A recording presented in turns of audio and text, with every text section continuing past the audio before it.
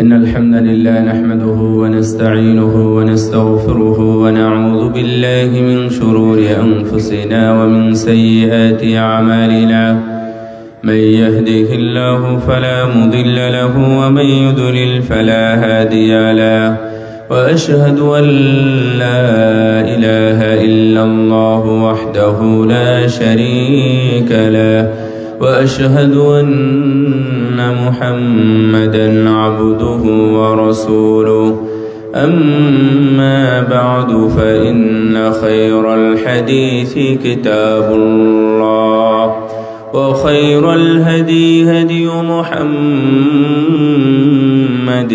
صلى الله عليه وسلم وشر الأمور محدثاتها وكل محدثة بدعة وكل بدعة ضلالة وكل ضلالة في النار.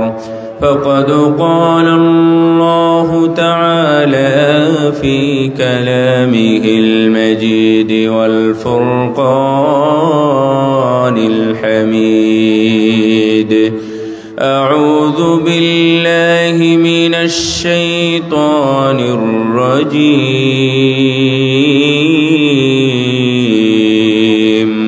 بسم الله الرحمن الرحيم. يا أيها الذين آمنوا اتقوا الله حق تقاته ولا تموتن إلا وأنتم مسلمون. يا أيها الناس اتقوا ربكم الذي خلقكم من نفس واحدة وخلق منها زوجها وبث منهما رجالا كثيرا ونساء واتقوا الله الذي تساءلون به والأرحام إن الله كان عليكم رقيبا. يا أيها الذين آمنوا اتقوا الله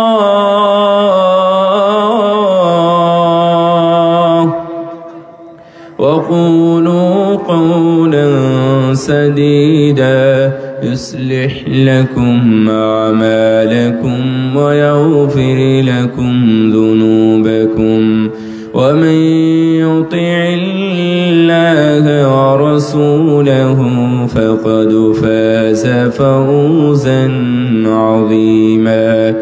وقال الله تبارك وتعالى: وما كان لمؤمن ولا مؤمنة إذا قضى الله ورسوله أمرا أن يكون لهم الخيرة من أمرهم ومن يعص الله ورسوله فقد ضل ضلالا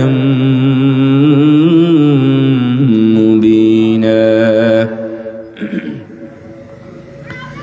عن أبي هريرة رضي الله تعالى عنه قال: قال رسول الله صلى الله عليه وسلم: كل أمتي يدخلون الجنة إلا من آبى. قيل: من يأبى يا رسول الله؟ قال: من أطاعني دخل الجنة ومن عصاني فقد آبى. رواه البخاري. وعن أنس بن مالك رضي الله تعالى عنه قال: كان النبي صلى الله عليه وسلم إذا توضأ فأخذ كفا من ماء فأدخله في حنكه وخلل به لحية وقال: هكذا أمرني ربي عز وجل. رواه أبو داود.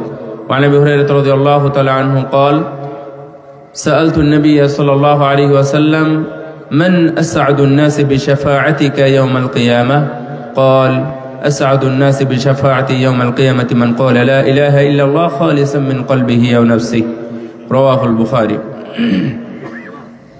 দারুল হুদা মাদ্রাসা complex কর্তৃক আয়োজিত আজকের এই ইসলামী সম্মেলনের সম্মানিত আলেম ওলামা ওলামা একরাম, পরিচালনা কমিটি এবং সভাপতি, প্রধান অতিথি, বিশেষ অতিথি এবং আমার সামনে উপবিশ্য আমার প্রাণ প্রিয় দিনী ভাইয়েরা এবং পর্দার আড়ালের মা ও বোনেরা, সর্বাগ্রে জানায় প্রশংসা সেই মহান রবের দরবারে যার অশেষ মেহেরবানিতে অশেষ কৃপায় আজকের এই দারুল হুদার ময়দানে আমরা এসে উপস্থিত হতে পেরেছি। মৌলভীবাজার জেলার কুলাউড়া থানায় অবস্থিত কোরআন এবং সহিহ সুন্নাহ ভিত্তিক পরিচালিত কোরআন সুন্নাহর মাধ্যমে আদর্শ মানুষ গড়ার একটি ফ্যাক্টরি বা কারখানা এই মাদ্রাসায় মাঠে আমরা উপস্থিত হতে পেরেছি। আল্লাহর দরবারে শুকরিয়া তান জানাই আলহামদুলিল্লাহ। একটু মন ভরে সবাই বলেন আলহামদুলিল্লাহ। দরুদ শান্তির ধারা বর্ষিত হোক বিশ্ব মানবতার মুক্তির দিশারি সাইয়্যিদুল মুরসালিন খাতামুন নবিয়্যিন, আমাদের সবারই প্রাণাধিক প্রিয় নবী মুহাম্মদুর রাসূলুল্লাহ সাল্লাল্লাহু আলাইহি ওয়াসাল্লামের প্রতি। হাইয়াকুমুল্লাহু ওয়া বাইয়াক ওয়া বারাকাল্লাহু ফীকুম জামিআ ওয়া আহলান বিকুম ওয়া সাহলা। আমরা সুন্দর একটি বৈঠকে, ইলমি বৈঠকে উপস্থিত হতে পেরেছি, এই জন্য আল্লাহর শুকরিয়া। বলেন আবার আলহামদুলিল্লাহ। যত আলহামদুলিল্লাহ বলবেন আল্লাহ আপনার নেকির পাল্লায় আরো বেশি নেকি ভরে দিবেন। সুবহানাল্লাহ। শুধু তাই নয়, আমরা যদি সুবহানাল্লাহ বলি, আপনারা সুবহানাল্লাহ বললেন, আল্লাহ এত নেকি দিবেন এই সুবহানাল্লাহ বলার বিনিময়ে, এই আসমান জমিনের মাঝের ফাঁকা জায়গাও নেকি দ্বারা পরিপূর্ণ হয়ে যায়। সুবহানাল্লাহ। সুতরাং ইলমি বৈঠকে আমাদের উপকার আছে, কল্যাণ আছে এবং আমাদের মহাব্বত আছে। আপনাদের আছে? এই বৈঠক ইলমি মাজলিসের প্রতি আপনাদের কি মহাব্বত আছে নাকি নাই? আপনারা যারা এখানে এসেছেন তাদের জন্য সুসংবাদ এবং ভালো খবর হলো, রাসূল সাল্লাল্লাহু আলাইহি ওয়াসাল্লাম আমাদের জন্য সুসংবাদ দিয়ে গেছেন। আল্লাহ রাব্বুল আলামিন আমাদের জন্য অনেক পুরস্কার ঘোষণা করেছেন। রাসূল সাল্লাল্লাহু আলাইহি ওয়াসাল্লাম বলছেন, আল্লাহ রাব্বুল আলামিন বলেন যে যারা বৈঠকে হাজির আমি আল্লাহ তাদেরকে ক্ষমা করে দিলাম। সুবহানাল্লাহ। আপনারা এখানে আসলেন, ক্ষমা পেয়েছেন, তাই না? অর্থাৎ আপনারা ক্ষমা পাওয়ার যোগ্য, আমরা ক্ষমা পাওয়ার যোগ্য শুধু বৈঠকে আসার কারণে।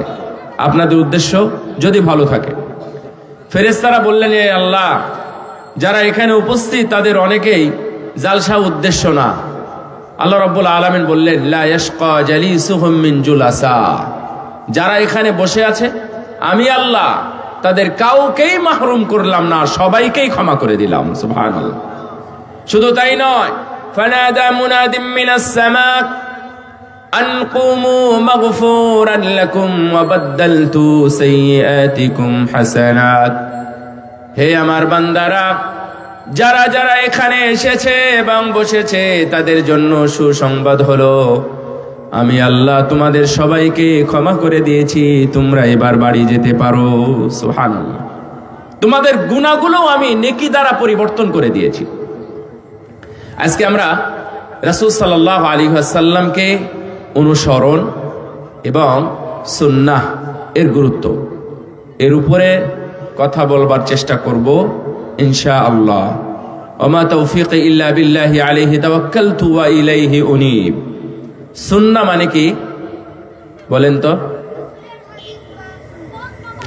সুন্নাহ মানে রাসূলের পথ। এটা সুন্দর রীতি নীতি পদ্ধতি, এগুলোকে বলা হয় সুন্নাহ। আর আল্লাহ এমনিতেও রাসূলের সুন্নাহ ছাড়া অন্যগুলোকেও সুন্নাত বলেছেন।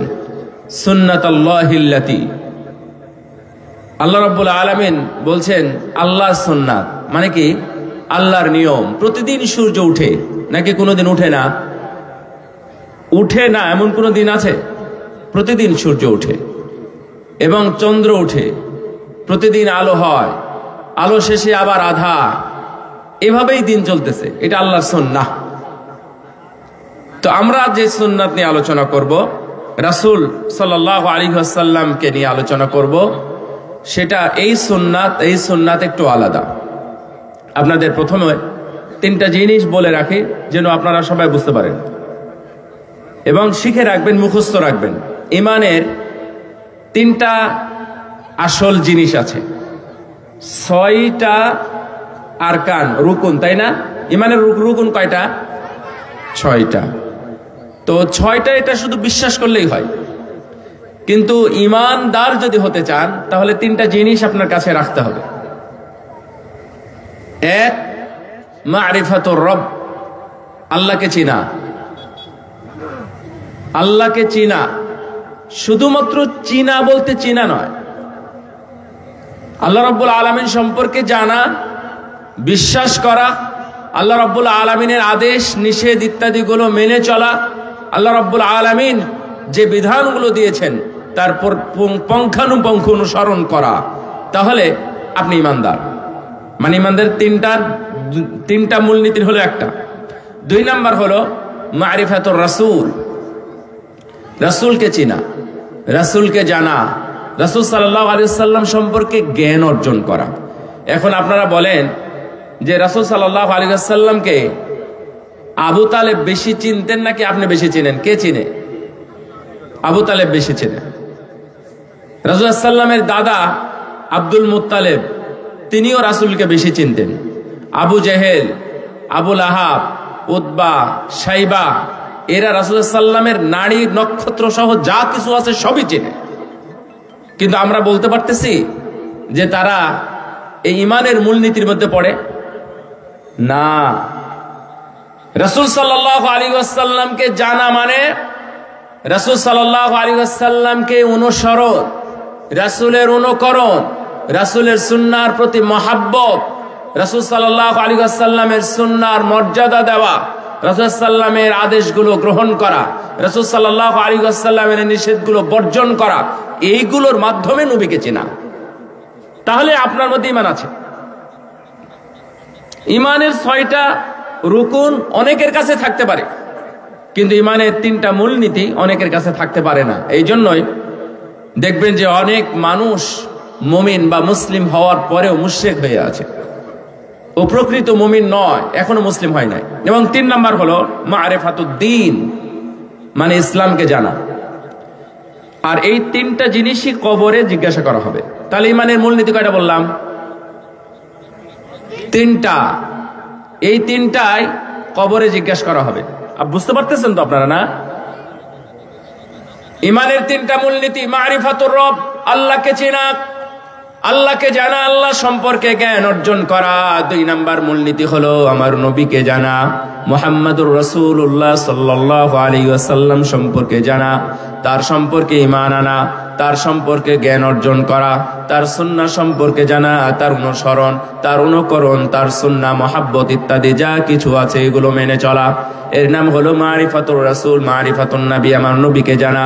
এবং 3 নাম্বার হলো ইসলামকে জানা, ইসলাম ধর্মকে জানা। জেনে জ্ঞান অর্জন করলাম এবং ডক্টরেট করলাম, পিএইচডি করলাম, ওযুর মাসআলাগুলো জানলাম না, তাহলে কি দিন সম্পর্কে জানা হলো? এই শুনে, আমি 3টা কথাই বলতেছি এখন। আল্লাহ, তার নবী এবং দিন।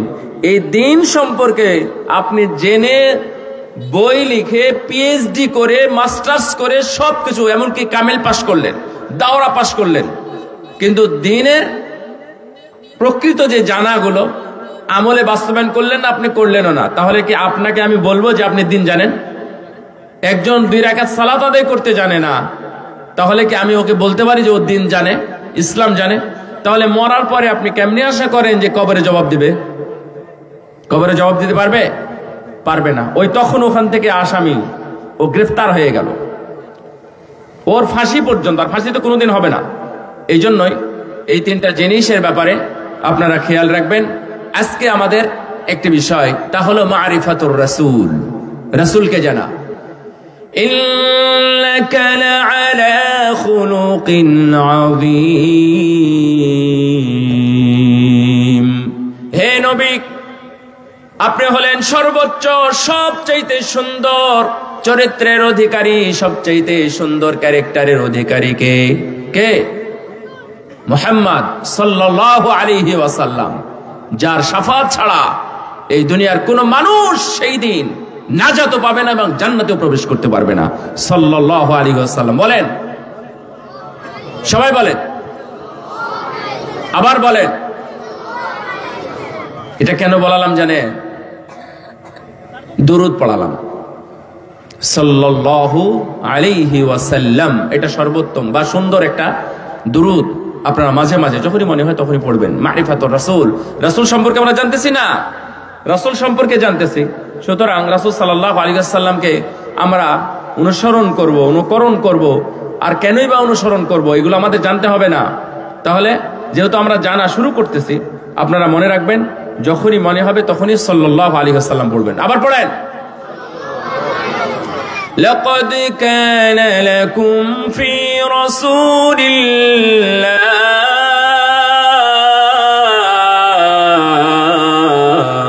লাকাদ কানা লাকুম ফি রাসূলিল্লাহি উসওয়াতুন হাসানাহ লিমান কানা ইয়ারজুল্লাহ ওয়াল ইয়াওমাল আখির ওয়া যাকারাল্লাহা কাসীরা। আল্লাহ রাব্বুল আলামিন বলে দিয়েছেন, হে ঈমানদারগণ, তোমাদের জন্য উত্তম আদর্শ হলো নবী। নবীর মধ্যেই তোমাদের জন্য উত্তম আদর্শ রয়েছে, অন্য কোনো মানুষের মধ্যে নয়, অন্য কোনো নেতা এবং নেত্রীর মধ্যেও নয়, কোনো টাকাওয়ালা পয়সাওয়ালা, কোনো ডিসি নয়, কোনো এসপি নয়, কোনো প্রধানমন্ত্রী, প্রাইম মিনিস্টার, প্রেসিডেন্ট কারোর মধ্যেই নয়, স্বয়ং তোমার নবীর মধ্যেই রয়েছে। কার মধ্যে?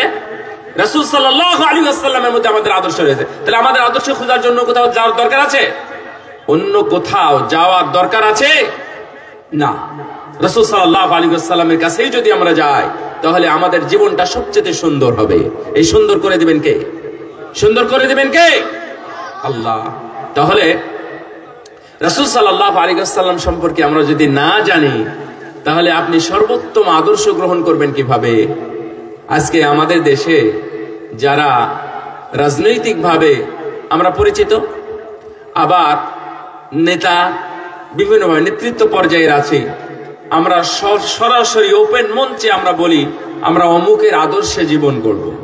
বলে নাকি বলে না? অমুকের আদর্শ জীবন করব।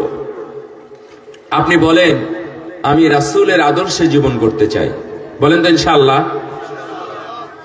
রাসূলের আদর্শে জীবন করতে চাই, এটা যদি আপনারা মনের থেকে বলেন এবং আপনারা গড়তে চান রাসূলের মতো, তাহলে রাসূল সাল্লাল্লাহু আলাইহি ওয়াসাল্লামের সুন্নাহর দিকে আমাদেরকে ফিরে যেতে হবে। এছাড়া আর কোনো বুদ্ধি আছে? আল্লাহ রাব্বুল আলামিন বললেন, লাকাদ কানা লাকুম ফি রাসূলিল্লাহি উসওয়াতুন হাসানাহ, সর্বোত্তম চরিত্র, সর্বোত্তম আদর্শ হলো তোমাদের নবীর মধ্যে।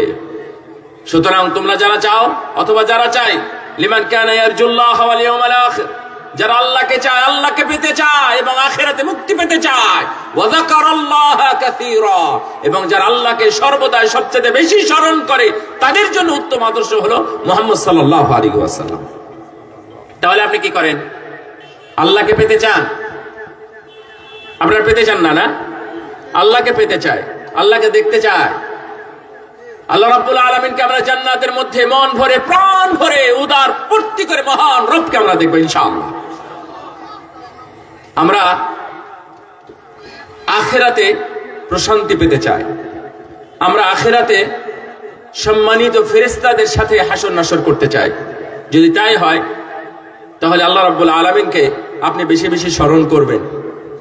আল্লাহ রাব্বুল আলামিন এটাই বলেছে যে যারা আল্লাহকে স্মরণ করে, যারা আখিরাতকে বিশ্বাস করে এবং যারা আল্লাহকে বিশ্বাস করে, আল্লাহকে পেতে চায়, আখিরাতে মুক্তি পেতে চায়, এবং যারা বেশি বেশি আল্লাহকে স্মরণ করে, তাদের জন্য উত্তম আদর্শ হলো মুহাম্মদ সাল্লাল্লাহু আলাইহি ওয়াসাল্লামের মধ্যে। তাহলে আমরা বিশ্বাস করি ওই তিনটা জিনিস, আখিরাত, আল্লাহ রাব্বুল আলামিন, এবং আমরা বেশি স্মরণ করি, সালাত আদায় করি ইত্যাদি, কোরআন তেলাওয়াত করি, জিকিরে থাকি, আমাদের জন্য উত্তম আদর্শ মুহাম্মদ সাল্লাল্লাহু আলাইহি ওয়াসাল্লাম। এতে কোনো সন্দেহ নাই। রাসূল সাল্লাল্লাহু আলাইহি ওয়াসাল্লাম কে মানার জন্য কুরআন কত কথা বলেছে। আল্লাহ রাব্বুল আলামিন বলছেন, মা আতাকুমুর রাসূলু ফাখুযুহু ওয়া মা নাহাকুম আনহু ফান্তাহু। তোমাদের নবী তোমাদের যা দিয়েছেন তা গ্রহণ করো, আর যা নিষেধ করেছেন তা বর্জন করো, তা ছেড়ে দাও। এইটা হচ্ছে একটা মূলনীতির আয়াত।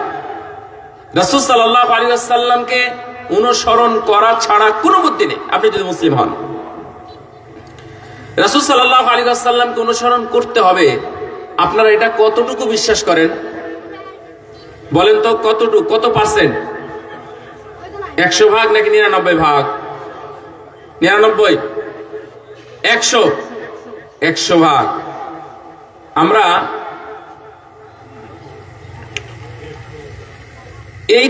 এটা মৌলভীবাজার না? মৌলভীবাজার।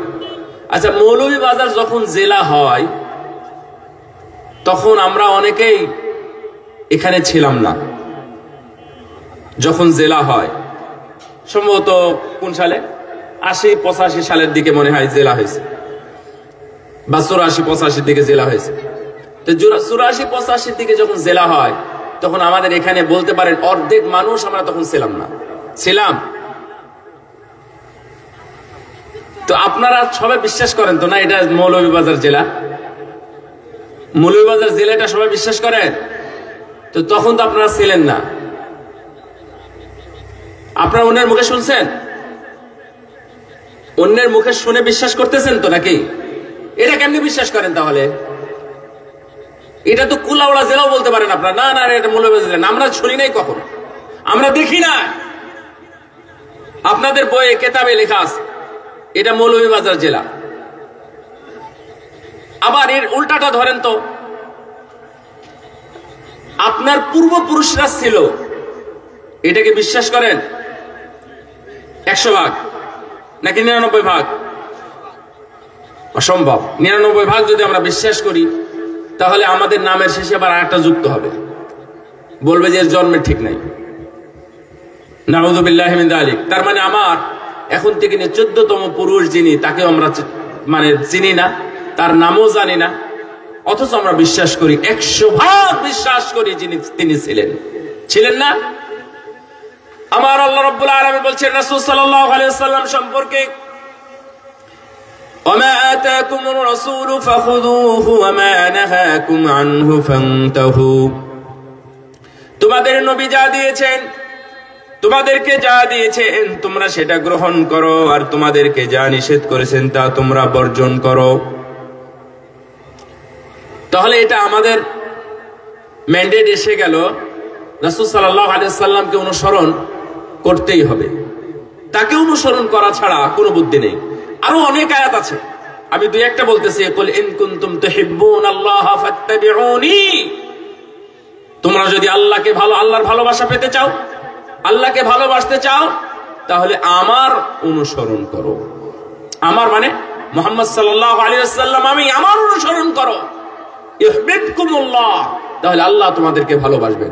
শুধু তাই নয়, কুল ইন কুনতুম তুহিব্বুনাল্লাহা ফাত্তাবিউনি ইউহিব্বুকুমুল্লাহ ওয়া ইয়াগফির লাকুম যুনুবাকুম ওয়াল্লাহু গফুরুর রহিম।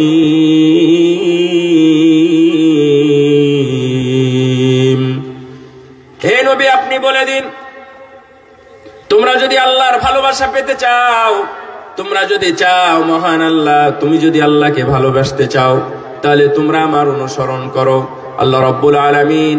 তাহলে আল্লাহ রাব্বুল আলামিন ইউহিব্বুকুমুল্লাহ, তাহলে তোমরা আল্লাহ রাব্বুল আলামিনকে ভালোবাসতে পারবে। ওয়া ইয়াগফির লাকুম যুনুবাকুম, আল্লাহ রাব্বুল আলামিন তোমাদেরকে ভালোবাসবেন। ওয়া ইয়াগফির লাকুম যুনুবাকুম, তোমাদের গুনাহগুলো ক্ষমা করে দিবেন। আল্লাহু গফুরুর রহিম, আমরা অনেক বড় গুনাহগার, আমাদের অনেক গুনাহ আছে। আল্লাহ রাব্বুল আলামিন অবশ্যই ক্ষমা করবেন, কারণ তিনি গফুর, ক্ষমাশীল এবং রহমান, দয়ালু। অনুসরণের আরো অনেক আয়াত আছে।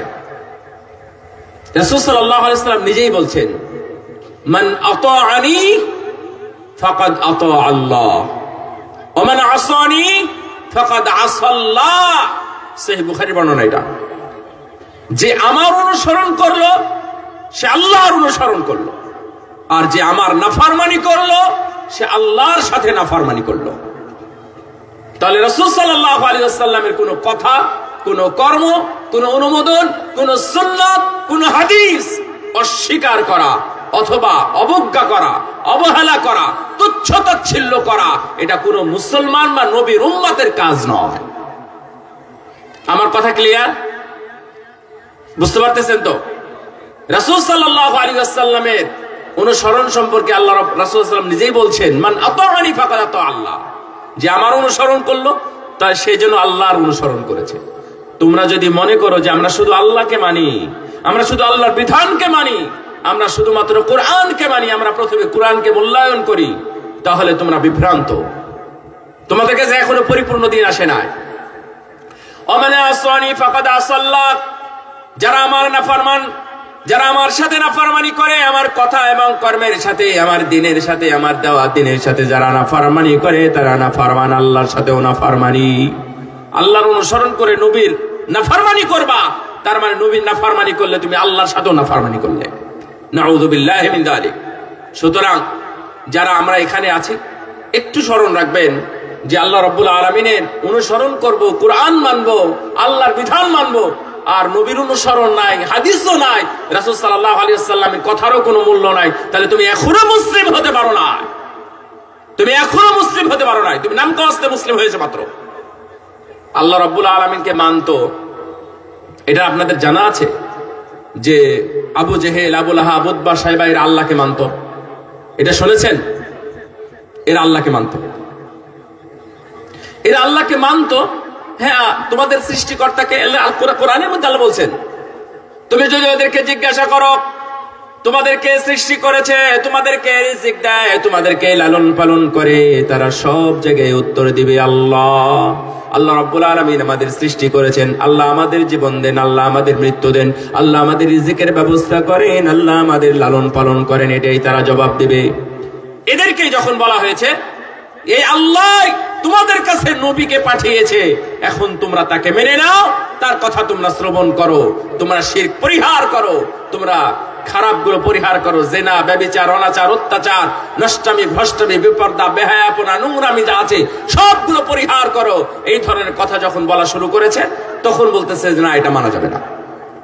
আল্লাহকে মানে, কিন্তু কাকে মানে না? নবীকে মানে না। কারণ কিছু শর্তে তারা রাজি হয় নাই।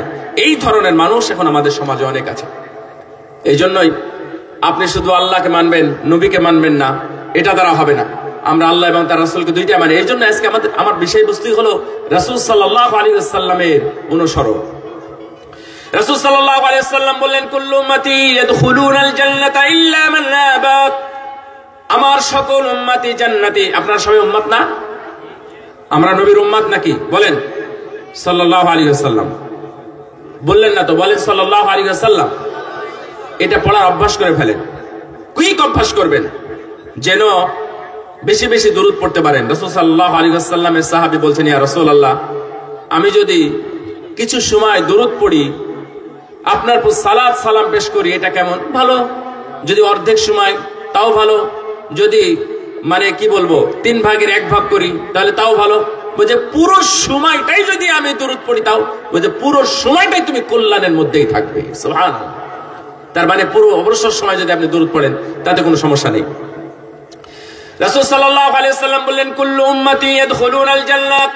আমার সকল উম্মতি জান্নাতে প্রবেশ করবে, কেবলমাত্র আবা ছাড়া। সাহাবীগণ জিজ্ঞাসা করলেন, আবা আবার কারা? সেই অনুযায়ী আমরা সবাই জান্নাতি নাকি ইনশাআল্লাহ? একটু মন ভরে বলেন তো ইনশাআল্লাহ। সাহস আছে? আল্লাহ রাব্বুল আলামিন আমাদের সবাইকে জন্য জান্নাতের সদস্য হিসেবে কবুল করে নেন, আমিন। কারণ এটা তো আমি নয়, আমার নবী বলে গেছেন, আমার সকল উম্মত জান্নাতি। সুবহানাল্লাহ। আমার সকল উম্মত জান্নাতি, কেবলমাত্র যারা অস্বীকার করে, যারা আবা, তারাই জান্নাতে প্রবেশ করবে না।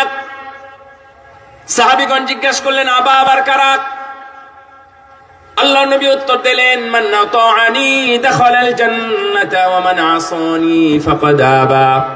যারা আমার অনুসরণ করে তারা হলো জান্নাতি, যারা আমার অনুসরণ করে তারা জান্নাতি। বলেন আলহামদুলিল্লাহ। এখানে কেউ আছেন রাসূলের সুন্নাতের ব্যাপারে কটূক্তি করেন, খারাপ কথা বলেন, অথবা এটা নোংরা নষ্ট ভাবেন, অথবা এটা তুচ্ছতাচ্ছিল্য বলেন, এমন কেউ আছেন? এই জন্য আমার নবী ঘোষণা দিলেন, মান আতাআনি দাখালাল জান্নাতা ওয়া মান আসানি ফাকাদ আবা। যারা আমার অনুসরণ করে তারাই জান্নাতি, আর যারা আমার নাফরমান তারাই হলো জাহান্নামী এবং আবা। নাউযুবিল্লাহ। বলেন নাউযুবিল্লাহ। আমরা নাফরমানি করব? কারো ইচ্ছা আছে? আমাদের কারোর ইচ্ছা নাই যে আমরা নাফরমানি করি।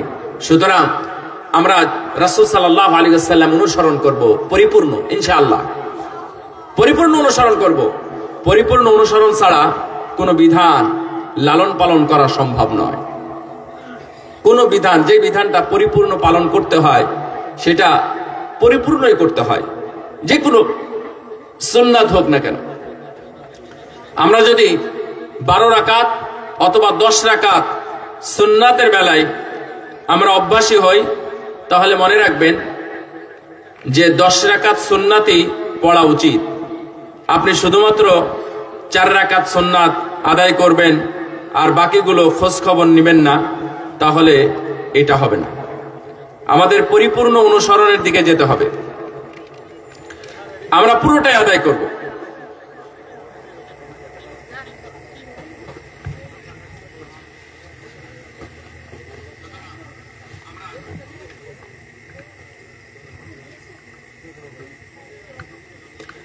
আল্লাহ বলছেন, ফালিয়াহযারিল্লাযীনা ইউখালিফুনা আন আমরিহি আন তুসীবাহুম ফিতনা আও ইউসীবাহুম আযাবুন আলীম।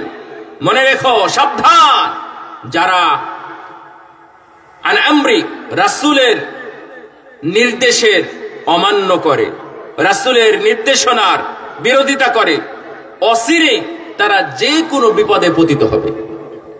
আপনারা কি বিপদে পড়তে চান? হ্যাঁ? তাহলে পরিপূর্ণ অনুসরণ করবেন নাকি করবেন না? বলেন তো ইনশাআল্লাহ করব। فَلْيَحْذَرِ الَّذِينَ يُخَالِفُونَ عَنْ أَمْرِهِ أَن تُصِيبَهُمْ فِتْنَةٌ أَوْ يُصِيبَهُمْ عَذَابٌ أَلِيمٌ। সাবধান থাকে তারা যেন, যারা রাসূলের নির্দেশনার বিকল্প করে অথবা বিরোধিতা করে, অচিরেই তাদের কাছে কোনো ফিতনা, কোনো পরীক্ষা, কোনো আযাব চলে আসবে, দুনিয়াবি অথবা আখিরাতে যে কোনো সময় তাদের উপর বিপদ চলে আসবে। আখিরাতের আযাব, জাহান্নাম তাদের কাছে আসবে যদি রাসূল সাল্লাল্লাহু আলাইহি ওয়াসাল্লামের পরিপূর্ণ অনুসরণ না করা হয়। এই জন্য রাসূল সাল্লাল্লাহু আলাইহি ওয়াসাল্লাম বলছেন, মান আতাআনি দাখালাল জান্নাহ। যারা আমার অনুসরণ করবে তারা হলো জান্নাতি, আর যারা আমার অনুসরণ করে না তারা হলো আসা বা আবা, তারা হলো নাফরমান, এরা হলো জাহান্নামী। তাহলে আমরা ওই দলের অন্তর্ভুক্ত হতে চাই না। আল্লাহ রাব্বুল আলামিন বলছেন, ওয়ামা কানা লিমুমিনিন ওয়ালা মুমিনাতিন ইযা কাদাল্লাহু ওয়া রাসূলুহু আমরা আন ইয়াকুনা লাহুমুল খিয়ারাতু মিন আমরিহিম ওয়া মান ইয়াসিল্লাহা ওয়া রাসূলাহু ফাকাদ দাল্লা দালালাম মুবিনা। আল্লাহ রাব্বুল আলামিন বলছেন, ওমা কানা লিমুমিনিন ওয়ালা মুমিনা। এই মুমিন এবং মুমিন নারীদের জন্য এটা উচিত নয়, এটা বৈধ নয়।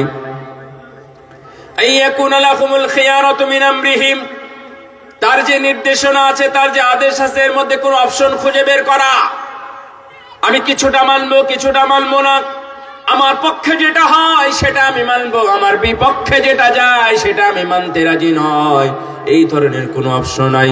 আইয়াকুনা লাহুমুল খিয়ারাতু মিন আমরিহিম ওয়া মান ইয়াসিল্লাহা ওয়া রাসূলাহু ফাকাদ দাল্লা দালালাম মুবিনা।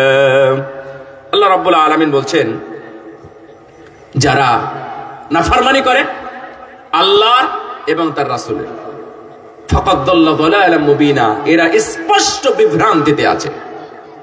তার মানে এটা যে কোনো একটা, ওরা আল্লাহর অনুসরণ করবে কিন্তু রাসূল অনুসরণ করবে না, অথবা তাদের মন মতো অনুসরণ করবে। আল্লাহ রাব্বুল আলামিন এটা নাকচ করে দিয়েছেন।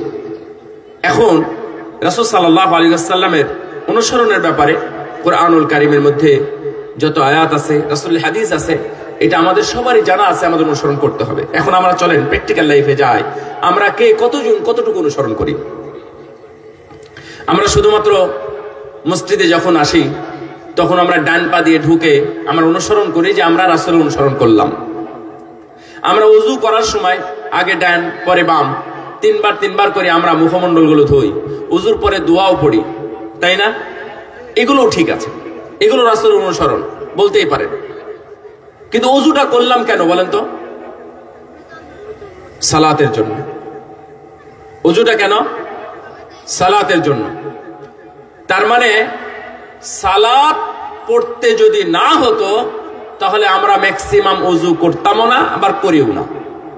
তো সালাত, যেই সালাতের জন্য আমি এতগুলো সুন্নাহর অনুসরণ করে আমি ওযু করলাম, ওযুর পরে দোয়া পড়লাম, আবার এই দোয়ার জন্য আমাদের মর্যাদা উল্লেখ করা হলো যে তোমার জন্য জান্নাতের 8টি দরজাই খুলে দেওয়া হলো, সুবহানাল্লাহ। কিন্তু সালাত গুলো আপনি 2 নাম্বারি করে পড়লেন, রাসূলের পরিপূর্ণ অনুসরণ করলেন না, তাহলে কি কোনো লাভ হলো? কোনো লাভ হলো না। তাহলে আমরা আমাদের বাস্তব জীবনে আমরা সবাই জানি রাসূলের অনুসরণ করতে হবে, রাসূলের অনুসরণ করা ছাড়া কোনো বুদ্ধি নেই, কিন্তু বাস্তবতায় গিয়ে আমাদের সব গলত, আমাদের সব 2 নাম্বারি, আমরা কেউ আগাতে চাই না। রাসূল সাল্লাল্লাহু আলাইহি ওয়াসাল্লামের সুন্নাহর অনুসরণ করতে হবে, এটা আমরা বাস্তবতায় আসে না। আমরা হজ্জের মধ্যে যাই, হজ্জের মধ্যে গিয়ে আমরা দেখি যখন চক্কর দেওয়া হয়, ধরে নেন এটাকে কি বলে, হাজরে আসওয়াদ, হাজরে আসওয়াদ যেখানে আছে সেখান থেকে তাওয়াফ শুরু করতে হয়। আমি আপনাদের বাস্তব জিনিসটা দেখাচ্ছি। রাসূলের অনুসরণ প্রত্যেকটা জায়গায় থাকতে হবে। রাসূল সাল্লাল্লাহু আলাইহি ওয়াসাল্লামের অনুসরণ আপনার বাস্তব জীবনে, আপনার বৈষয়িক জীবনে, আপনার দুনিয়াবী জীবন, আপনার রাজনৈতিক জীবন, আপনার মসজিদের জীবন, এমনকি আপনার ওই কৃষি ঘর অথবা এই কৃষি জগৎ যা কিছু আছে, আপনার বৈবাহিক অবস্থা, আপনার অনুষ্ঠান আদি, আপনার এই জালসা মাহফিল ইত্যাদি যা কিছু আছে, সব জায়গায় রাসূল সাল্লাল্লাহু আলাইহি ওয়াসাল্লাম অনুসরণ করতেই হবে। এছাড়া কোনো উপায় আছে? আপনি হজ করতে গেলেন টাকা পয়সা খরচ করে, হজের সময় যাওয়ার সময় সফরের দোয়াটা পড়তেছেন, সফরের দোয়া পড়তেছেন, ইহরাম বাঁধতেছেন, ইহরাম বাঁধারও দোয়া পড়তেছেন, আবার সুন্দর করে নিয়াত করতেছেন, কিন্তু সেখানে গিয়ে যখন মূল কাজ, যখন তাওয়াফ করবেন, তাওয়াফ যখন শুরু করবেন, তখন কি বলতে হয় কেউ জানেন? বিসমিল্লাহি আল্লাহু আকবার। কতবার বলতে হয়? হ্যাঁ, একবার। উনি কি ঠিক বললেন? একবারই বলতে হয়।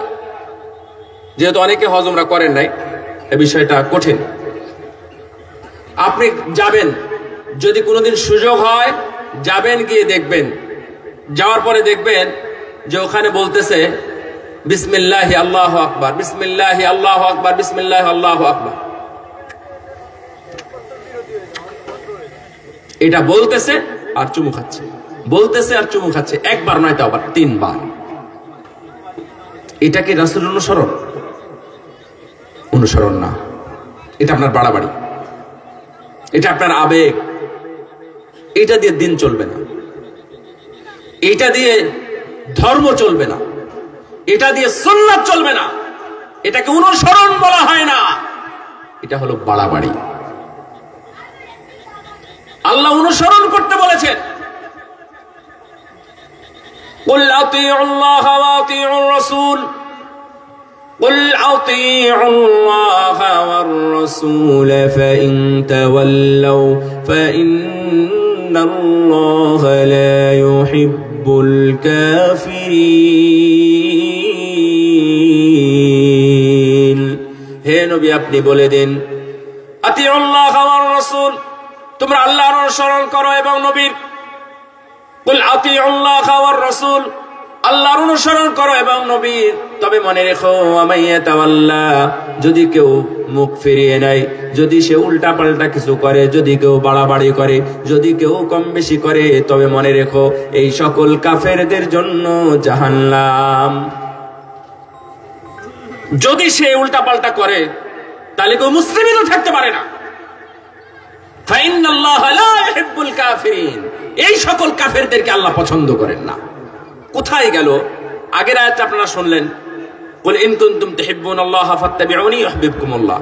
তোমরা যদি আল্লাহকে ভালোবাসতে চাও তাহলে আমাকে অনুসরণ করো, তাহলে আল্লাহ তোমাদেরকে ভালোবাসবেন, তোমাদেরকে ক্ষমা করে দিবেন। পরের আয়াতে বললেন, হে নবী আপনি এটাও বলেন তোমরা আল্লাহর অনুসরণ করো এবং রাসূল অনুসরণ করো। ফাইন তাওয়াল্লাউ, যদি তোমরা মুখ ফিরিয়ে নাও, অস্বীকার করো, ফাইন্নাল্লাহা লা ইউহিব্বুল কাফিরিন, তাহলে আল্লাহ এই কাফেরদেরকে মহব্বত করেন না, ভালোবাসেন না। তাহলে আপনাকে অনুসরণ করতে বলা হয়েছে, কাজ করতে বলা হয়েছে, এইভাবে ডান হাত উঠিয়ে বলবেন বিসমিল্লাহি আল্লাহু আকবার, খালাস, আর কিছু না। চুমু খেতে বলা হয় না, 3 বার করতে বলা হয় না। এরপরে প্রতিটা তাওয়াফে এসে আরো ভয়াবহ অবস্থা, প্রতিবার পরের বার এসে বলতে হবে আল্লাহু আকবার, পরের বার এসে বলতে হবে কে? শুধু আল্লাহু আকবার। আপনি কি তাওয়াফ করেছেন? করেছেন। ওনাকে জিজ্ঞেস করলে পাবেন, যতবার যারা গেছে তাদের কাছেই পাবেন। আপনি দেখবেন যারা ঘুরে আসতেছে এর 80% মানুষ এসে বলতেছে বিসমিল্লাহি আল্লাহু আকবার। ছোট্ট একটা অনুসরণ দেখালাম, আমি ওইদিকে যাচ্ছি না। আমি এখন বলছিলাম যে আমরা বাস্তব লাইফে আসি, আমরা অনুসরণ করতে হয়, এটা আমরা জানি, কিন্তু আমরা আমাদের জীবনে অনুসরণ করি না কেন? রাসূল সাল্লাল্লাহু আলাইহি ওয়াসাল্লামকে আমরা সবাই ভালোবাসি। রাসূল সাল্লাল্লাহু আলাইহি ওয়াসাল্লামকে একজন সাহাবী বললেন, ইয়া রাসূলুল্লাহ মাতা তাকুমুস সাআহ, কিয়ামত কখন হবে? রাসূল সাল্লাল্লাহু আলাইহি ওয়াসাল্লাম বললেন, নামাযা আদাতালাহা, তুমি কিয়ামতের জন্য কি প্রস্তুতি গ্রহণ করেছো? রাসূল সাল্লাল্লাহু আলাইহি ওয়াসাল্লাম এই প্রশ্ন করার সঙ্গে সঙ্গে সাহাবী বললেন, লা আন্নি, আমি তেমন কিছু করি না, আন্নি উহিব্বুল্লাহ ওয়া রাসূলা, আল্লাহ এবং তার নবীকে ভালোবাসি, আল্লাহ রাব্বুল আলামিন এবং তার নবীকে ভালোবাসি। এই কথা শোনার সঙ্গে সঙ্গে আমার নবী বললেন, তাহলে মনে রেখো, আনতা মা মান আহবাবতা, তুমি যাকে ভালোবাসো কিয়ামতের ময়দান তুমি তার সাথেই কাটাতে পারবে। আনতা মা মান আহবাবতা, যখনই বলেছে আমি আল্লাহ এবং তার নবীকে ভালোবাসি, তখনই আল্লাহ নবী বললেন তাহলে তুমি নবীর সাথেই হাসর নাসর করতে পারবে। আনাস বিন মালিক রাদিয়াল্লাহু তাআলা আনহু বললেন, মা ফারিহতু বিশাইইন মা ফারিহনা বিকাউলিন নবী সাল্লাল্লাহু আলাইহি ওয়াসাল্লাম, আনতা মা মান আহবাবতা আন্নী উহিব্বুল্লাহ ওয়া রাসূলহু ওয়া আবু বকর ওয়া উমর, আমি সবচেয়ে বেশি খুশি হয়েছি এই কথায় যে তুমি যাকে ভালোবাসো তার সাথেই থাকবা, কারণ আমি নবীকে ভালোবাসি, আবু বকর এবং উমরকে আমি ভালোবাসি, ওয়া আনা আকুনা মাহুম, আর আমি তাদের সাথে জান্নাতে থাকবো। সুবহানাল্লাহ। আনাস, এই হাদিসের বর্ণনাকারী আনাস রাদিয়াল্লাহু তাআলা আনহু, এটা সহিহ বুখারীর মধ্যে আছে, বেশি বিস্তারিত আছে তিরমিজির মধ্যে। তো রাসূল সাল্লাল্লাহু আলাইহি ওয়াসাল্লাম যখনই বলেছেন যে তুমি তার সাথে থাকবে যাকে ভালোবাসো, এখন আপনারা উত্তর খুঁজে বের করেন, আপনি কাকে ভালোবাসেন? আপনি যদি আল্লাহর নবীকে ভালোবাসেন, আল্লাহর নবীর সাথে আপনি হাসর নাসর করতে পারবেন। আনাস রাদিয়াল্লাহু তাআলা আনহু বলছেন, আমি এত খুশি হয়েছি, আমি আমার জীবনে এত কথায় খুশি হই নাই, নবীর কথা এত খুশি হয় নাই যত খুশি এই কথাই হয়েছি, কারণ উনি বলেছেন আমি যাকে ভালোবাসবো তার সাথে থাকবো। এখন দেখেন উনি বলছেন আমি আবু বকরকে ভালোবাসি, আর আবু বকর জান্নাতি মানুষ, আমি উমরকে ভালোবাসি, উমর জান্নাতি মানুষ, এই জন্য উনি বলছেন আমি তাদেরকে ভালোবাসি, তাদের সাথে জান্নাতে থাকার জন্য।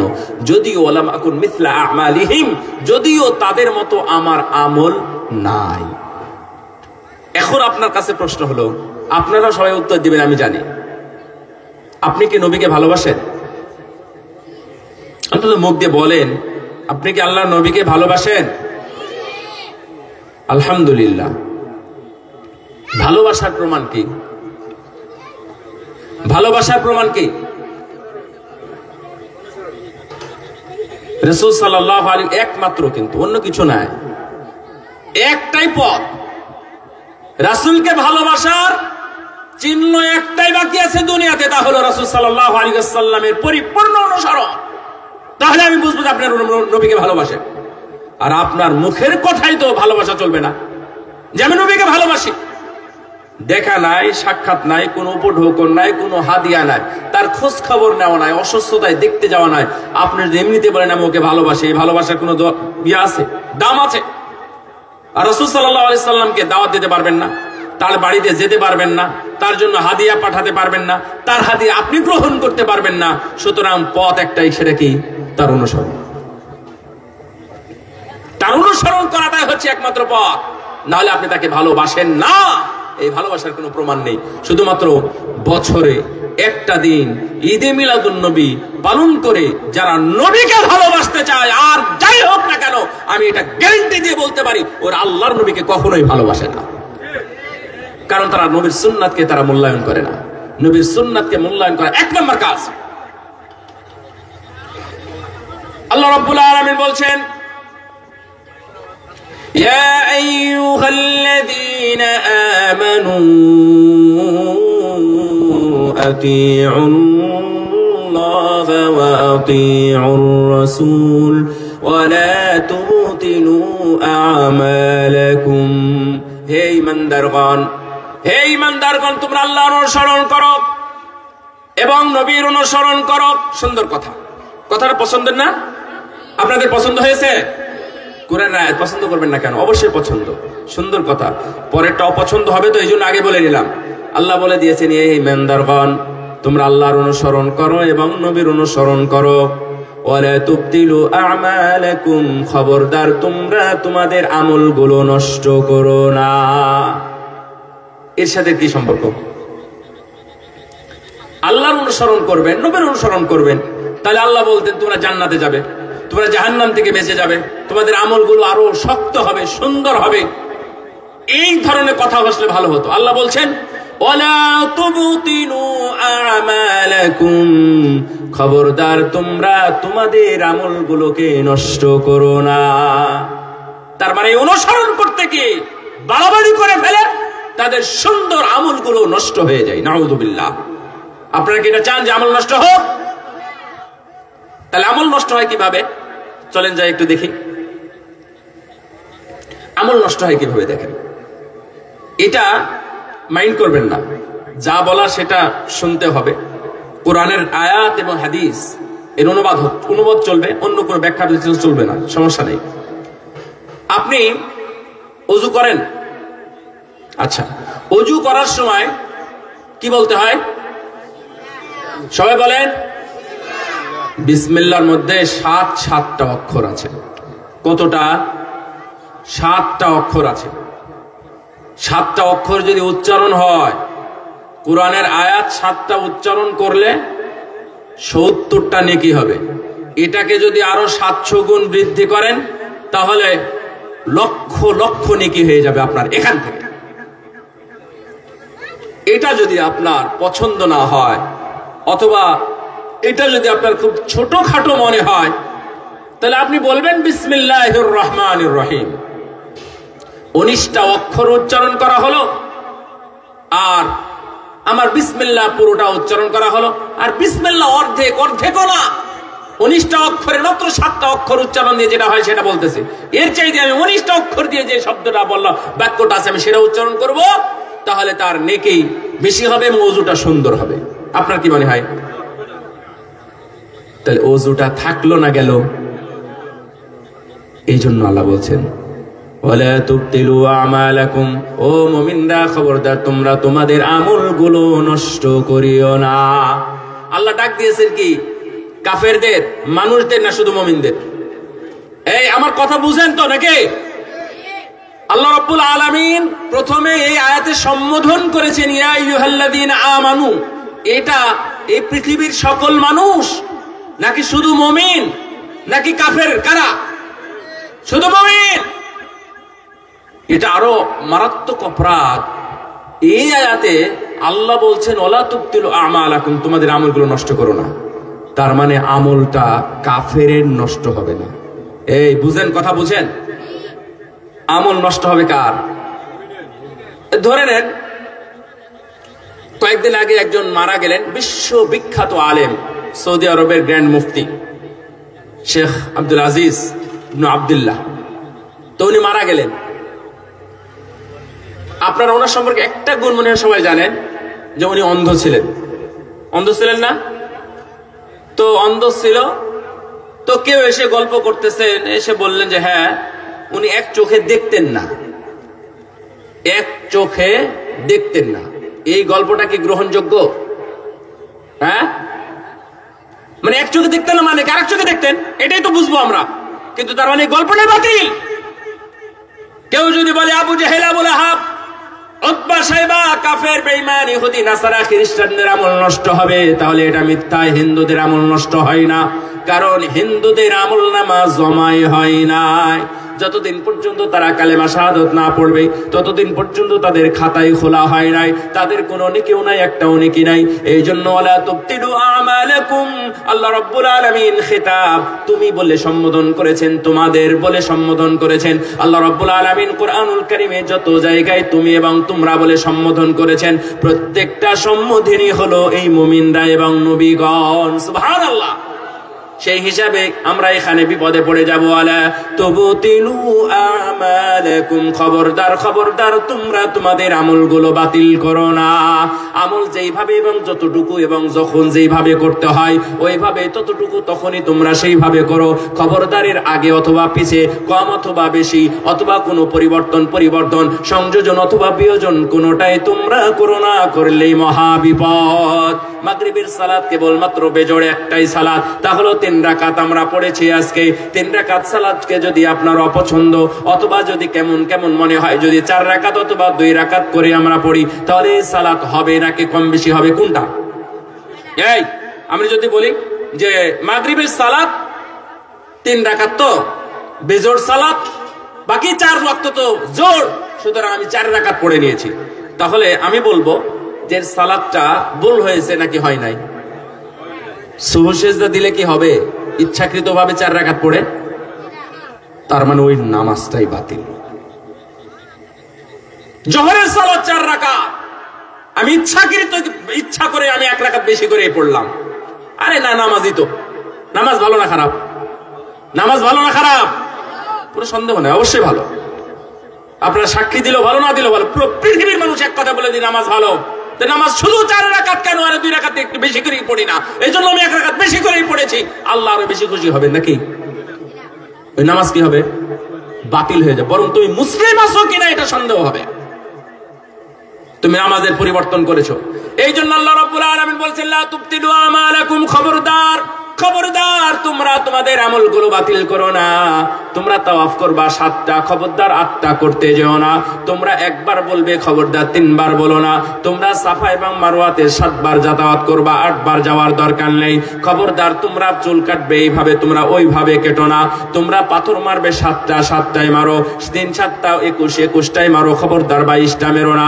আমি আরো 2-4টা পাথর বেশি করে মেরে দিই। পাথর মারার সময় বলতে হয় কি বলেন তো? আল্লাহু আকবার। পাথর মারার সময় বলতে হয় আল্লাহু আকবার।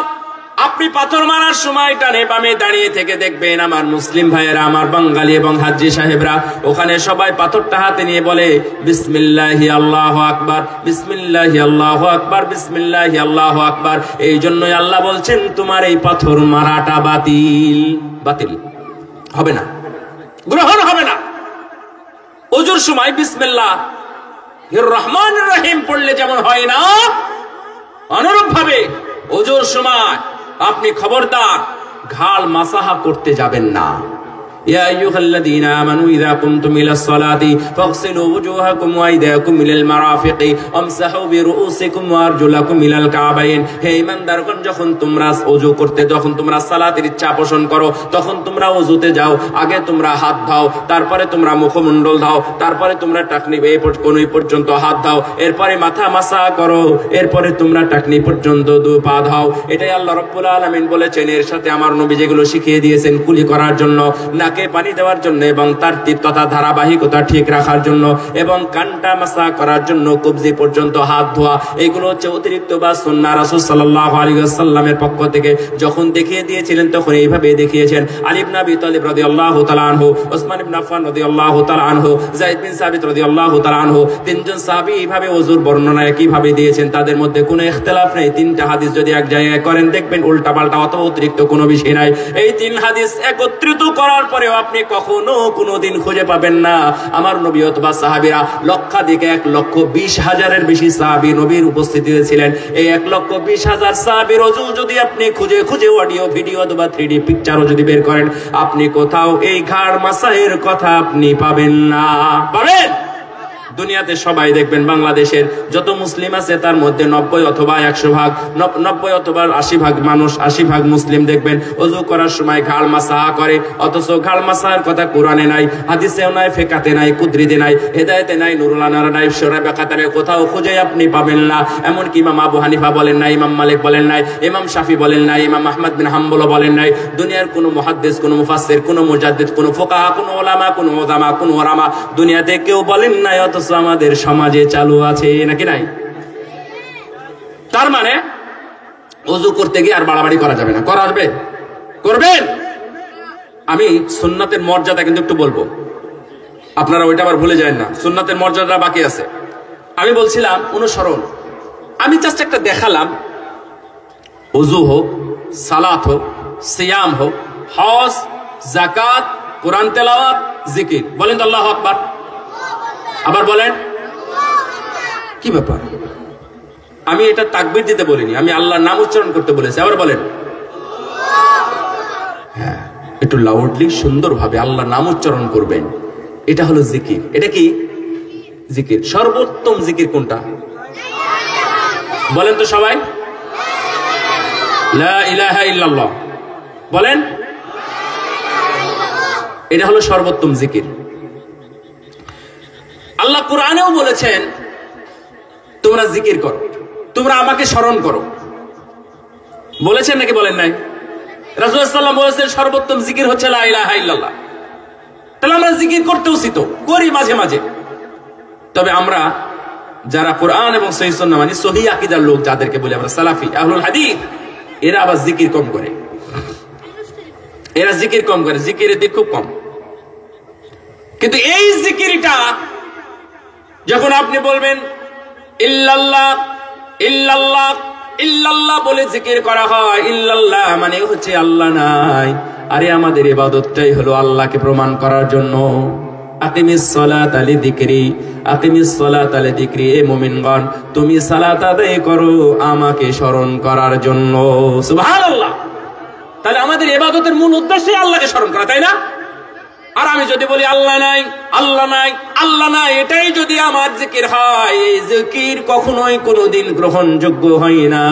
পৃথিবীর কোনো বিদ্বান, নাম বলার মতো কোনো বিদ্বান আপনি নাম বলতে পারবেন না যারা বলেছেন ইল্লাল্লাহ জিকির আছে। কোথাও না। আছে কোরআনে, আছে কোরআনে আছে। কোরআনে তো ফেরাউনও আছে। ফেরাউনের নামে জিকির হবে? ফেরাউন ফেরাউন ফেরাউন ফেরাউন বললে কি এটা কি ভালো হবে? ওয়ালাইকুম সালাম, হাইয়াকুমুল্লাহ, মুজাহিদ না? সুতরাং ভাইরা আমার, ওয়ালা তুবতিলু আমালাকুম, খবরদার আমল নষ্ট করবেন না।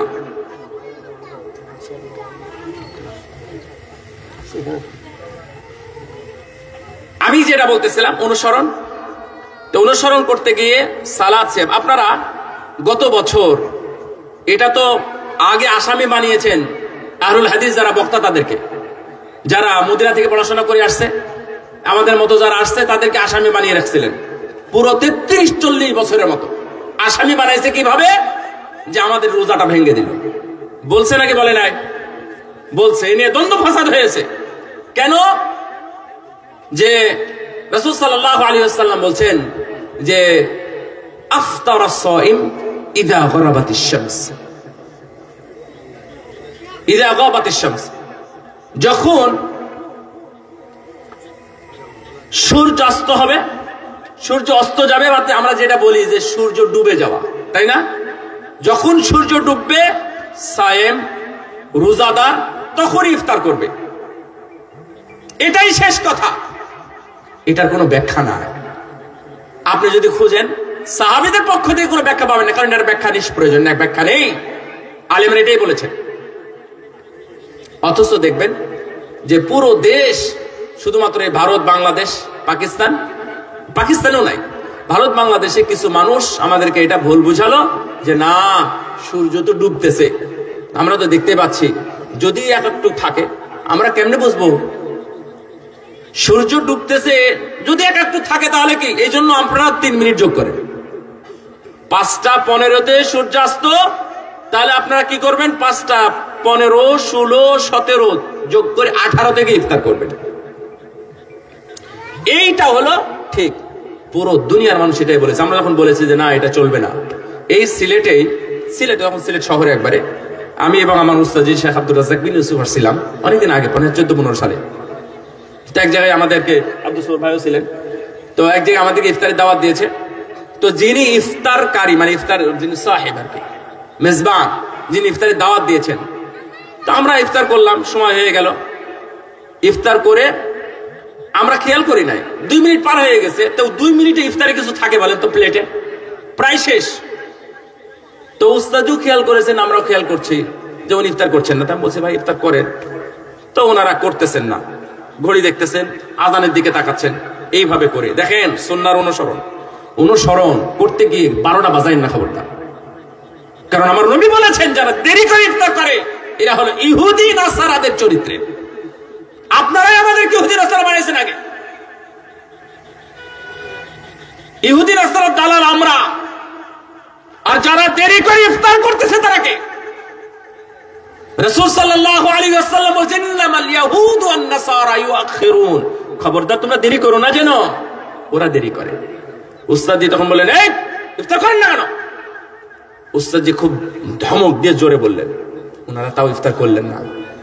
তখন উস্তাদজি বললেন দলিল কি আপনাদের কাছ থেকে আমাদেরকে শিখতে হবে নাকি আমাদের কাছ থেকে আপনারা শিখবে? 2 কলম হলেও তো লেখাপড়া করেছি, আপনি কোথাকার অপেক্ষায় আছেন কোথাকার আজান হবে না হবে? এইভাবে আমল বাতিল করবেন না। এইভাবে আমল বাতিল হয়, বাতিল হচ্ছে। আমরা আমল বাতিল করতে আসি নাই। আমরা চাই আপনার আমলটা আমার আমলটা যেন টিকে থাকে।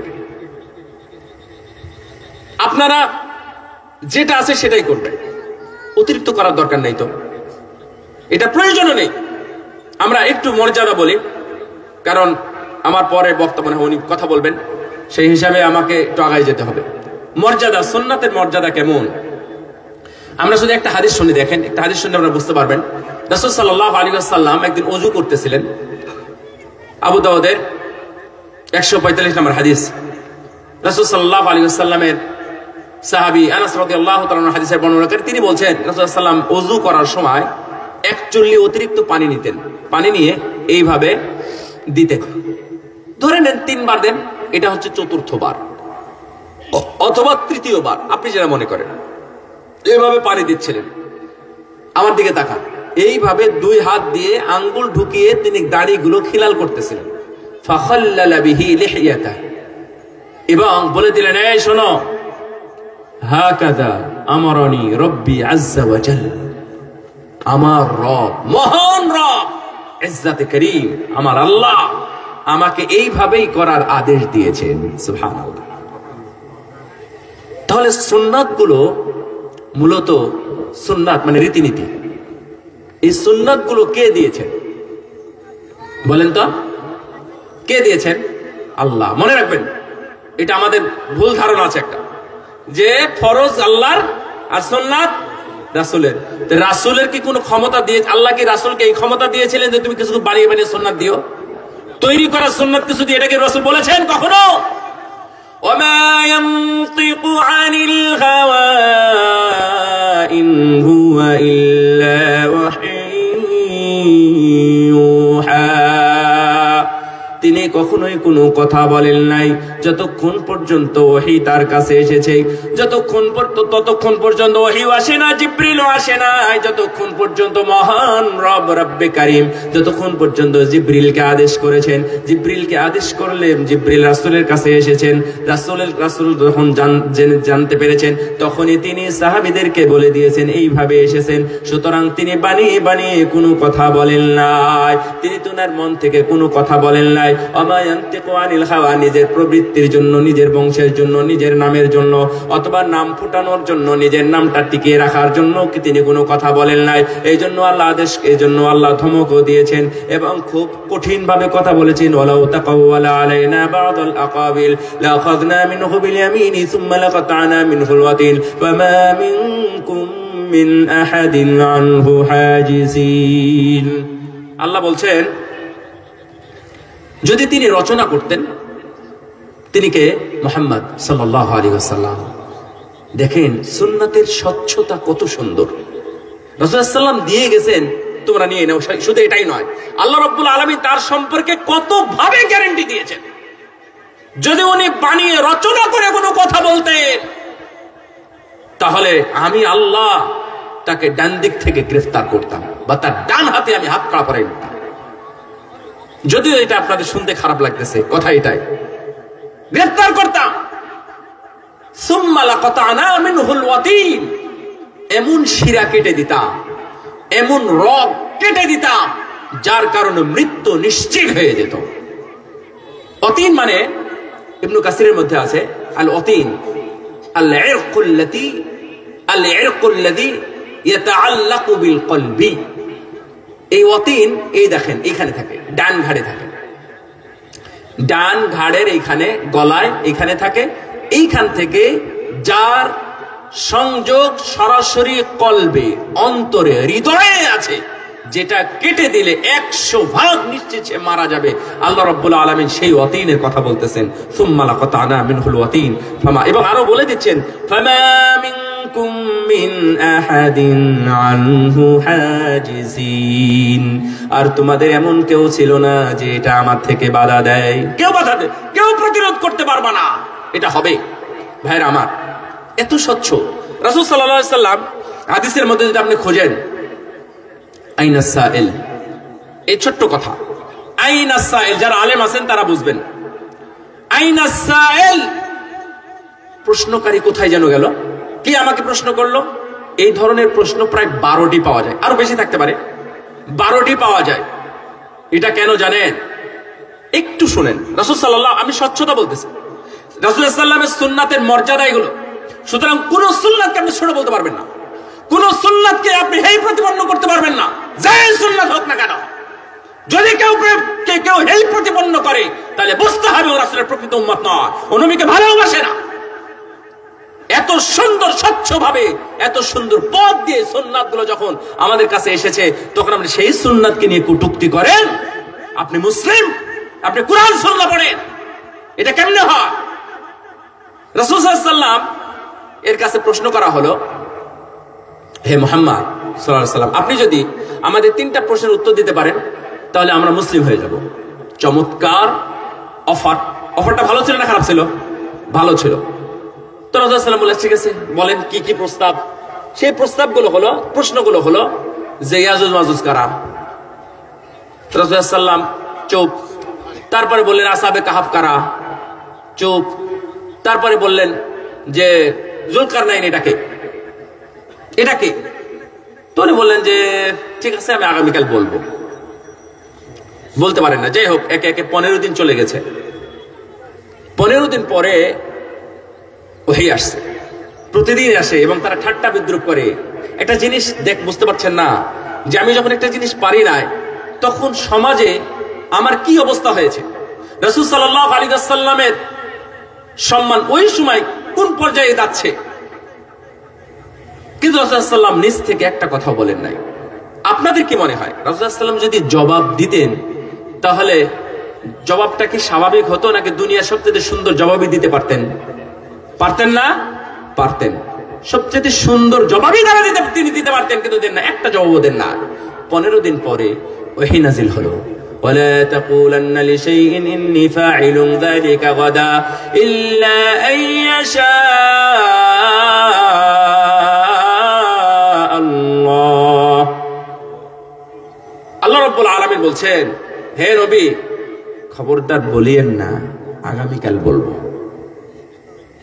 বলার সময় বলবেন ইনশাআল্লাহ বলবো। জিবরিল আমিন একে একে সূরা কাহাফ নাজিল করে সবগুলো জানিয়ে দিলেন। তাহলে ওদেরকে জানিয়ে দেন, তার মানে 15 দিন রাসূল সাল্লাল্লাহু আলাইহি ওয়াসাল্লাম কত ছোট হয়েছিলেন, তারপর একটা জবাবও নিজের পক্ষ থেকে দেন নাই। রাসূল সাল্লাল্লাহু আলাইহি ওয়াসাল্লামকে জিজ্ঞাসা করলেন, ইয়া রাসূলুল্লাহ, আমার কাপড়ে তো আতর ভরে গেছে, কি করব? আল্লাহ নবী উত্তর দিলেন না। আমরা কি বলতাম? তুমি কাপড় খুলে ফেলো, কাপড় কেটে ফেলো, নাহলে বেঁধে রাখো, ধুয়ে ফেলো, কিছু একটা বলতাম তো। আমাদের মানে জ্ঞান মানুষের কত দেখেন। কিন্তু রাসূল সাল্লাল্লাহু আলাইহি ওয়াসাল্লাম একটা কথা বলছেন না, অনেক পরে বলছেন আইনাস সাইল। এই আইনাস সাইল বলার অর্থ হলো, আলেমরা বলছে, এই জন্য বলছে আলেমরা বুঝবে, আইনাস সাইলের কথার অর্থ হলো রাসূল সাল্লাল্লাহু আলাইহি ওয়াসাল্লামকে প্রশ্ন করা হয়েছে কিন্তু তিনি জবাব দেন নাই বা জবাব দিতে পারেন না। আল্লাহর অপেক্ষায় ছিলেন, জিবরিলের অপেক্ষায় ছিলেন, যদি জবাব আসে তাহলে বলবো, যদি জবাব না আসে তাহলে আমি বলবো না। এই জন্য বলতেছেন, যখন জবাব পেয়ে গেছেন তখন বললেন আইনাস সাইল। আমি কিছুক্ষণ আগে একটা হাদিস বলেছি, তখন জিবরিল এসে বললেন, ইয়া রাসূলুল্লাহ, এটাকে বলেন এটা যেন ধুয়ে নেয়। জবাব দিলেন, এটা স্বাভাবিক উত্তর, কিন্তু আল্লাহ নবী বলেন না। জিবরিল যখন বলেছে তখন উনি বললেন যে হ্যাঁ, এটা ধুয়ে নাও। আরো প্রশ্ন, অনেক প্রশ্ন আছে। আমি কিছুক্ষণ আগে কিয়ামত সম্পর্কে প্রশ্ন করলাম না? আপনি যদি তিরমিজি, এটা আমি সহিহ বুখারীর বর্ণনা থেকে বলেছি, এটা আনাস রাদিয়াল্লাহু তাআলা বর্ণনা, মাতা তাকুমুস সাআ, এই বর্ণনাটা যদি আপনি তিরমিজিতে যান তাহলে তিরমিজিতে আপনি এখানে আরো পূর্ণাঙ্গ পাবেন, ওখানে বিস্তারিত আছে, আমি আগেই বলেছি তিরমিজিতে বিস্তারিত আছে। তো তিরমিজিতে যেটা আছে, রাসূলুল্লাহ সাল্লাল্লাহু আলাইহি ওয়াসাল্লামকে যখন প্রশ্ন করা হলো তখন উনি কোনো উত্তর দিলেন না। অনেক পরে জিজ্ঞাসা করলেন আইনাস সাইল, কে যেন আমাকে প্রশ্ন করলো, মাতা তাকুমুস সাআ, কিয়ামত কখন হবে? ডাকলেন, তখন বলছে আনা দা হুয়া ইয়া রাসূলুল্লাহ, আমি সেই ব্যক্তি প্রশ্ন করেছিলাম। আল্লাহর নবী তখন বললেন যে তোমার কি কিয়ামতের প্রস্তুতি আছে? দেখেন, ওখানে কিন্তু জবাব আসে না, তার মানে জবাব আল্লাহ দেনও নাই, অপেক্ষা করার পরেও প্রশ্নের জবাব না। এমন 12টা প্রশ্নের উত্তর আপনি একে একে খুঁজে পাবেন, আরো অনেক আছে। তো আমি রাসূল সাল্লাল্লাহু আলাইহি ওয়াসাল্লামের স্বচ্ছতা নিয়ে বললাম। একটা সুন্নাতের মর্যাদা কেমন দেখেন। রাসূল সাল্লাল্লাহু আলাইহি ওয়াসাল্লাম এই যে খিলাল করা, এটা কি সুন্নাত, ফরজ না নফল না কি বলেন না ওয়াজিব, কোনটা? খিলাল করা, ওযুর মধ্যে এটা খিলাল করা, এটা সুন্নাত, ফরজ, নফল না ওয়াজিব, কোনটা? সুন্নাত। মনে রাখবেন, এটা সুন্নাত। এখন আপনি যদি বলেন আরে রাখো, এটা সুন্নাত, তো সুন্নাতের ব্যাপারে এত বাড়াবাড়ি করো কেন? সুন্নাতের ব্যাপারে এত কেন? সুন্নাতের ব্যাপারে এত হবো না কেন? আমার নবী বলেছেন, মান সাদ্দা ফুরজাতান ফিস সাফফি, কেউ যদি জামাতে সালাতে দাঁড়ায়, সালাতে দাঁড়ানোর পরে পরস্পরের মাঝের ফাঁকা জায়গা বন্ধ করে দেয়, মান সাদ্দা ফুরজাতান ফিস সাফফি, যদি মাঝখানে জায়গা ফাঁকা বন্ধ করে দেয়, রাফা লাহু দারাজাত, আল্লাহ রাব্বুল আলামিন তার জন্য তার র‍্যাঙ্ক এবং মর্যাদা বাড়িয়ে দেন। সুবহানাল্লাহ, মর্যাদা বাড়ান কে? আর আপনি পায়ে পা মিলাবেন, ফাঁকাগুলো বন্ধ করে দিবেন। আমি আপনাদের একটা চমৎকার প্রশ্ন বলি, প্রশ্নটা আপনারা করবেন, আপনারা সবাই করতে পারেন, এখন মাশাআল্লাহ ম্যাক্সিমাম করতে পারবে। পায়ে পা মিলানো হাদিস আছে, পায়ে পা না মিলানোর কোন হাদিস আছে কি? চ্যাট জিপিটি কে জিজ্ঞেস করবেন। না না, আলেমদের জিজ্ঞেস করে তো আপনারা ক্লান্ত হয়ে গেছেন। আলেমরা সবাই বলছে না না, এই ধরনের কোন হাদিস নাই, পায়ে পা না মিলানোর কোন হাদিস নেই। মানে মিলাতে হবে, মিলাতে হবে, মিলাতে হবে, ফাঁকা বন্ধ করতে হবে। এটাই সাদ্দুল খালা, তারাসসু ফাইন্না তাসমিয়াতাস সুফুফি মিন ইকামাতিস সালাহ মিন তামামিস সালাহ, সাদ্দুল খালাল, সাউ সুফুফাকুম, ইস্তাউ ওয়া'তাদিলু, ইস্তাউ ওয়া'তাদিলু বাইনাল মানাকিব ওয়াল আকদাম, ইস্তাউ ওয়া'তাদিলু বাইনাল মানাকিব ওয়াল আকদাম, সাদ্দুল খালা ওয়ালা তাখতালিফু ফাতাখতালিফা কুলুবুকুম। সব হাদিসের ভাষা, আমার নবীর মুখ দিয়ে এগুলো উচ্চারণ হয়েছে। আর আপনার বাড়ির, আপনার মসজিদের মুয়াজ্জিন বেটা মাইক নিয়ে বলে কাতার সোজা করে নিন। এটা কি মুয়াজ্জিনের দায়িত্ব? এই দায়িত্বটা মুয়াজ্জিনকে কেউ দিয়েছে? মুয়াজ্জিন বলে কেন? তার মানে বুঝতে হবে যে ওই ইমাম ও পুরুষ নয়, ও কাপুরুষ। ইমামের দায়িত্ব মুয়াজ্জিনের ঘাড়ে কেন? এটা ইমামের কথা, ইমাম বলবে ইস্তাউ, কাতার বরাবর করো, ওয়া'তাদিলু, মিলিয়ে নাও, খবরদার বক্র হয়ো না। এই কথা বলি ইমাম সাহেব। সাউফু, বরাবর করো, সুফুফাকুম, তোমাদের কাতার। তারাসসু, তারাসসু মানে কি কেউ জানেন? অনুবাদ জানেন কেউ? এটা তো আপনাদের জানা উচিত। তারাসসু মানে আপনাদের বলে দিই, এটা একটা মানুষ, এটা একটা মানুষ, আল্লাহ মাফ করুক। এই দুইটা মানুষের যখন এমন হয়, এই যেভাবে ঠেকাঠেকি হবে, যখন পরস্পরে মিল হবে, তখন এটাকে বলা হবে তারাসুল। আমার নবী এই শব্দ ব্যবহার করেছেন। তারপরেও যদি আমরা না বুঝি তাহলে কি বলবো? আমার নবী বললেন, মান সাদ্দা ফুরজাদান ফিস সাফফি, কেউ যদি সালাতের মাঝে কাতারের মাঝে ফাঁকা জায়গা বন্ধ করে দেয়, রাফা লাহু দারাজাত, অন্য হাদিসে আছে রাফা আল্লাহু লাহু বিহা দারাজাত, মহান আল্লাহ তার জন্য মর্যাদা বাড়িয়ে দেন, র‍্যাঙ্ক বাড়িয়ে দেন। আহারে, আমরা উম্মত জানি না আমাদের মর্যাদা কেমনে, কোথায়, কিভাবে বাড়ে। আমরা ওই সেনাবাহিনীর একটা র‍্যাঙ্কের জন্য 3 বছর 5 বছর 7 বছর খাটতে হয়। প্রফেসর হওয়ার জন্য 3 বছর 4 বছর 12 বছর পর্যন্ত, 20-22 বছর পর্যন্ত অপেক্ষা করতে হয়। আমি লেকচারার থেকে প্রফেসর হওয়ার জন্য 20 বছর অপেক্ষা করতে হয়। আর আমার নবী বলেছেন, কেউ যদি নামাজের মধ্যে ফাঁকা জায়গা বন্ধ করে দেয়, আল্লাহ রাব্বুল আলামিন তার জন্য মর্যাদা এবং র‍্যাঙ্ক বাড়ায় দেন। সুবহানাল্লাহ। শুধু তাই নয়, ওয়াবানা লাহু বাইতান ফিল জান্নাহ, আল্লাহ রাব্বুল আলামিন তার জন্য জান্নাতের মধ্যে ঘর বাড়ি নির্মাণ করে দেন।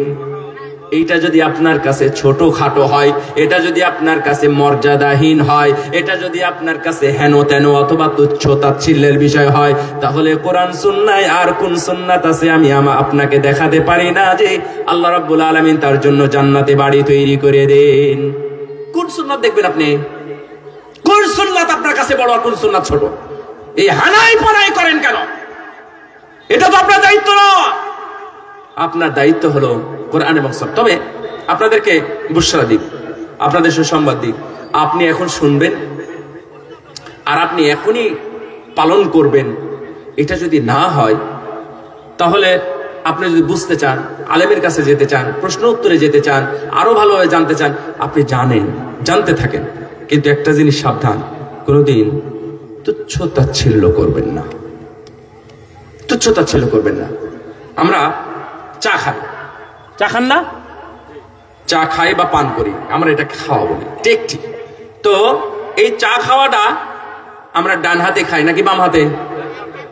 আচ্ছা, ডান হাতে পানি খেতে হবে বা ডান হাতে খেতে হবে, এটা কি কোরআনে কোথাও আছে? লেখা আছে? লেখা নাই। কোন পারাতে, কোন সূরাতে কোথাও নাই। কেন আমরা খাই এবং কেন খেতে বলি? রাসূল সাল্লাল্লাহু আলাইহি ওয়াসাল্লাম খেতে বলেছেন। রাসূল সাল্লাল্লাহু আলাইহি ওয়াসাল্লাম যে খেতে বললেন, এটা আমার কথা। রাসূল সাল্লাল্লাহু আলাইহি ওয়াসাল্লাম যে ডান হাতে পানি খেতে বললেন, এইটাকে তিনি নিজে বানিয়ে বানিয়ে বলেছেন নাকি আল্লাহর পক্ষ থেকে নিয়ে বলেছেন? এটাকে আপনারা বিশ্বাস করেন? তাহলে যে কোনো সুন্নাতকে লাথি মেরে সরাই দিবেন কেন? হ্যাঁ, লাথি মারবেন কেন? যে কোনো সুন্নাতকে ছোটখাটো বলে উড়িয়ে দিবেন কেন? এটা তো আপনার দায়িত্ব নয়। দলিল আছে, আপনি আমল করেন। হ্যাঁ, আপনি আমল করেন না, আমরা কিন্তু আপনার উপর দারোগা নয়, লাঠি ধরিনি। আপনি লাঠি ধরবেন কেন? এই বাংলাদেশের মুসলিমদের মধ্যে 80% মানুষ জোরে আমিন বলে না। জোরে আমিন বলা মানুষ আপনার কাছে গেছে কেউ? কেন আমিন বলেন না আপনারা? নামাজ হবে না বা ইত্যাদি এই ধরনের কথা কেউ বলেছে? কিন্তু আপনার এটা বলার কি দরকার? কে জোরে শব্দ করলো? পিরোজপুরে বড় একটা সম্মেলনের জন্য কিছু আহলুল হাদিস ভাই বা কিছু সহিহ আকীদার ভাইয়ের আয়োজন করেছে। এই ঘটনা জানেন কিনা জানি না, চমৎকার একটা ঘটনা, বাস্তব, এবং অনেক আলেমরা ছিলেন সেখানে। তো মাগরিবের সালাতে কলেজ মাঠে প্রোগ্রাম হবে। মাগরিবের সালাতে অনেক মানুষ বিভিন্ন জায়গা থেকে আসছে, যারা লাউডলি আমিন বলে, রফুল আইদান করে, বুতুর উপর হাত বাঁধে, পায়ে পা মিলায় ইত্যাদি। তো সালাতে যখনই ওয়ালাদ-দাল্লিন বলেছেন ইমাম সাহেব, তখনই যেহেতু বাইরে থেকে অনেক মানুষ আসছে, জানে না, ওরা জোরে আমিন বলেছে। আমিন বলার সঙ্গে সঙ্গে আমার বিশ্বাস আপনার এই ঘটনা কোনোদিন শোনেননি। তো যখনই আমিন বলেছে, সঙ্গে সঙ্গে ইমাম সাহেব নামাজ ছেড়ে দিয়েছে। নামাজ, এই তো বললাম না আপনারা শোনেন না, অথচ বাস্তবে 100%। তখন সাথে সাথে বলছে, মসজিদে ওহাবিরা ঢুকে গেছে, লামাযহাবিরা ঢুকে গেছে, আপনারা নামাজ ছেড়ে দেন, নামাজ বাতিল হয়ে গেছে। এখন ওখানে আমাদের উস্তাদ শেখ আব্দুর রাজ্জাক বিন ইউসুফ আছেন, আরো অনেকে আছেন। তো উস্তাদ বলছেন যে আমি তখন ভাবতেছি নামাজ কি ছেড়ে দিব না কি করব? ইমাম সাহেব তো নামাজ ছেড়ে দিছে, এখন আমাদের কি হবে? বারাকাল্লাহু ফিকুম। তো না সময় আছে। তো এই ধরনের এই শ্রেণীর অনেক মানুষ আছে যারা বলে এক লোক মক্কায় থাকে, মানে থাকে জেদ্দায়, মক্কায় যাতায়াত করে, কাজকর্ম করে, সবকিছু করে। মক্কা থাকছে হচ্ছে প্রায় 17-18 বছর। রাশেদ ভাই, নাম বলে দিচ্ছি, উনি হয়তো শুনবেন, রাশেদ ভাই, সিরাজগঞ্জ পাবনার কাছে বাড়ি, শাহজাদপুর। তো উনি এই 15-17 বছর ছিলেন। 12 বছর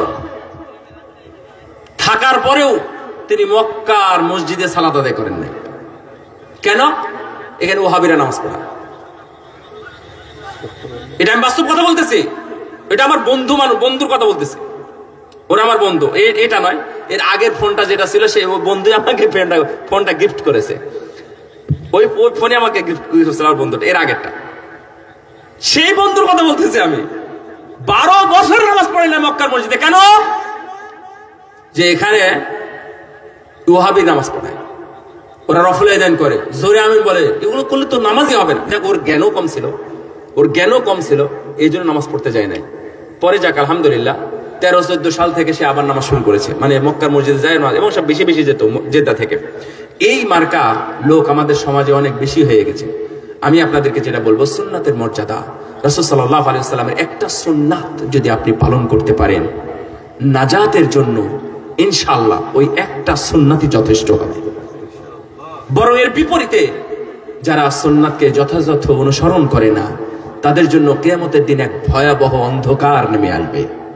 যারা সুন্নাতকে নিয়ে কটূক্তি করত, যারা সুন্নাতকে নিয়ে তুচ্ছ তাচ্ছিল্য করত, ছোটখাটো বলে উড়িয়ে দিত, তাদের জন্য মহা ভয়ঙ্কর অধ্যায় নেমে আসবে কিয়ামতের ময়দানে।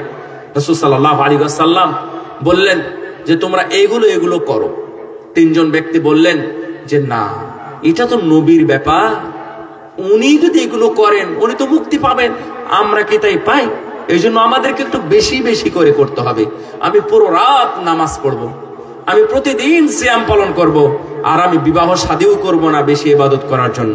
রাসূল সাল্লাল্লাহু আলাইহি ওয়াসাল্লাম তাদেরকে ধিক্কার জানিয়ে বলেছিলেন, আমি সালাত আদায় করি আবার ঘুমাই, সিয়াম পালন করি আবার ভাঙ্গি, আমার বউ আছে আমি বিয়েও করি।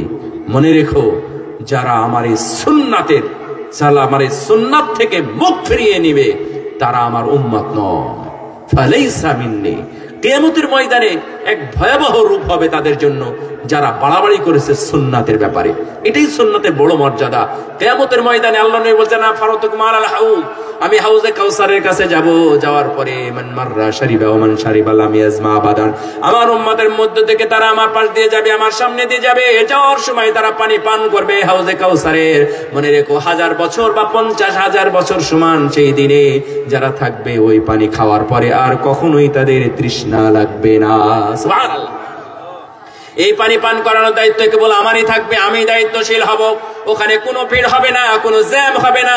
তারপরে কে খাবে, কিভাবে খাবো না খাবো, আল্লাহর রাসূল সাল্লাল্লাহু আলাইহি ওয়াসাল্লাম বলছেন, ও আমার সাহাবীরা মনে রেখো, ওই যে মুক্তার মতো আকাশে তারকা দেখা যায়, ও মুক্তার মতো আকাশে যেমন চকচকে তারকা দেখা যায়, আমার হাউজে কাউসারের চারপাশে এতগুলো ঝকঝকে গ্লাস থাকবে। মানুষ যাবে এবং খাবে, কিন্তু কোনো শর্ট পড়বে না এবং কোনো ভিড়ও হবে না। যারা খাবে তারা 1000 বছর সমান পার করবে, কিন্তু তাদের তৃষ্ণা লাগবে না। যারা যাবে তারাই পান করবে। হঠাৎ করে একটা দল আসবে, ইউহাদু বাইনি ওয়া বাইনাকুম, তাদের মাঝে আমার মাঝে আট সৃষ্টি করে দেওয়া হবে। আমি বলবো আরিফুহুম ইয়ারিফুনানি, আমি ওদেরকে চিনি, তারাও আমাদেরকে চিনে, খুলে দাও তারাও যেন আমার পানি পান করতে পারে। তার মানে তাদের ওযু ঠিক ছিল, বুঝেন নাই? তাদের ওযুটা ঠিক ছিল, ঠিক মতো ওযু করেছিল, কিন্তু সালাতটা ঠিক মতো আদায় করে নাই, ওই হজটা ঠিক মতো পালন করে নাই, এবং ওই যে ইফতারও ঠিক মতো তারা করে নাই। অন্যান্য ইবাদত বন্দেগী, কোরআন তেলাওয়াত, জিকির আজকারের ক্ষেত্রে সব জায়গায় বেদাত ঢুকিয়েছিল। এই জন্য তারা অন্ধকার দেখবে, তাদের হাতগুলো দেখে বলবেন এরা আমার উম্মাত। তখন বলা হবে, ইন্নাকা লা তাদরি মা আহদাসু বাদাক, হে নবী আপনি জানতেন না আপনার মৃত্যুর পরে তারা কি করেছে। তারা বাড়াবাড়ি করেছে, সংযোজন বিয়োজন করেছে, আপনার শরীয়তের 12টা তারা বাজিয়ে দিয়েছে। এখন তো আমরা 2টা ঈদ পালন করি, কিন্তু এখন অনেকেই 3টা ঈদ পালন করে, নাকি করে না? ঈদ কয়টা হয়ে গেছে? 3টা হয়ে গেছে। ঈদ ছিল কয়টা? 2টা ছিল। এখন ঈদে মিলাদুন নামে করেন, এখন বলতেছে সাইয়্যিদুল আয়াদ।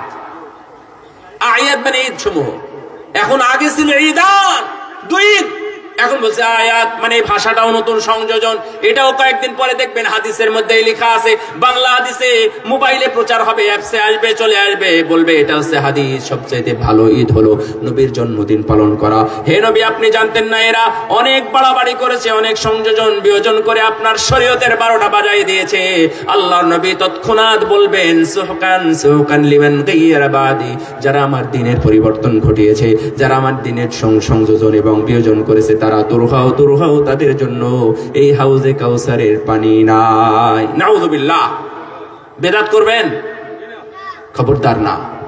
আমার নবী বলেছেন, কেউ যদি লাউডলি আমিন বলে সালাতের মধ্যে ইমামের আমিন, মুক্তাদির আমিন, ফেরেশতাদের আমিন যদি একসাথে মিলে যায়, তাদের পূর্বের সকল সগীরা গুনাহ ক্ষমা হয়ে যাবে। বলেন সুবহানাল্লাহ। আমার নবী বলেছেন, রব্বানা লাকাল হামদ হামদান কাসীরান তাইয়িবান মুবারাকান ফি। বলেন না, রব্বানা লাকাল হামদ হামদান কাসীরা তাইয়িবান মুবারাকান ফি। কেউ যদি রুকু থেকে উঠে সালাতের মধ্যে এই দোয়াটা পড়তে পারে, আমার নবী বলেছেন তার পূর্বের সব গুনাহগুলো ক্ষমা হয়ে যাবে। রাসূল সাল্লাল্লাহু আলাইহি ওয়াসাল্লাম বলেছেন, কেউ যদি সালাতের মধ্যে রফুল আযান করে, প্রত্যেকবার রফুল আযান কারণে একবার করার কারণে 10টা নেকি হবে, আর এক একটা নেকিকে আল্লাহ 10 থেকে আল্লাহ 700 পর্যন্ত বৃদ্ধি করেন। প্রত্যেকটা সালাতে এইভাবে রফুল আযান করলে অনেক অনেক নেকিগুলো জমা হয়। সুতরাং নেকি থেকে খবরদার বঞ্চিত হওয়ার চেষ্টা করবেন না। প্রত্যেকটা সুন্নাতের বেলায় আমাদের দেশে দেখে অনেকে ওযুর পরে দোয়া পড়ে, বিসমিল্লাহি আল্লাহু নাকি আউযু বিল্লাহি মিনাশ শাইতানির রাজিম, আল ইসলামু হাক্কুন ওয়াল কুফরু বাতিলুন ওয়াল ঈমানু নূরুন ওয়াল কুফরু যুলমাতুন, এই বলে লেখা আছে ওযুর দোয়া। আমি অনেক মসজিদে দেখেছি, আমার মোবাইল থেকে এবং ছবিও তোলা আছে অনেক জায়গায়, যেখানে লেখা আছে একবারে কিসে লেখা, কি বলে, টাইলসে লিখে রাখছে ওযুর পরে বলিবার দোয়া।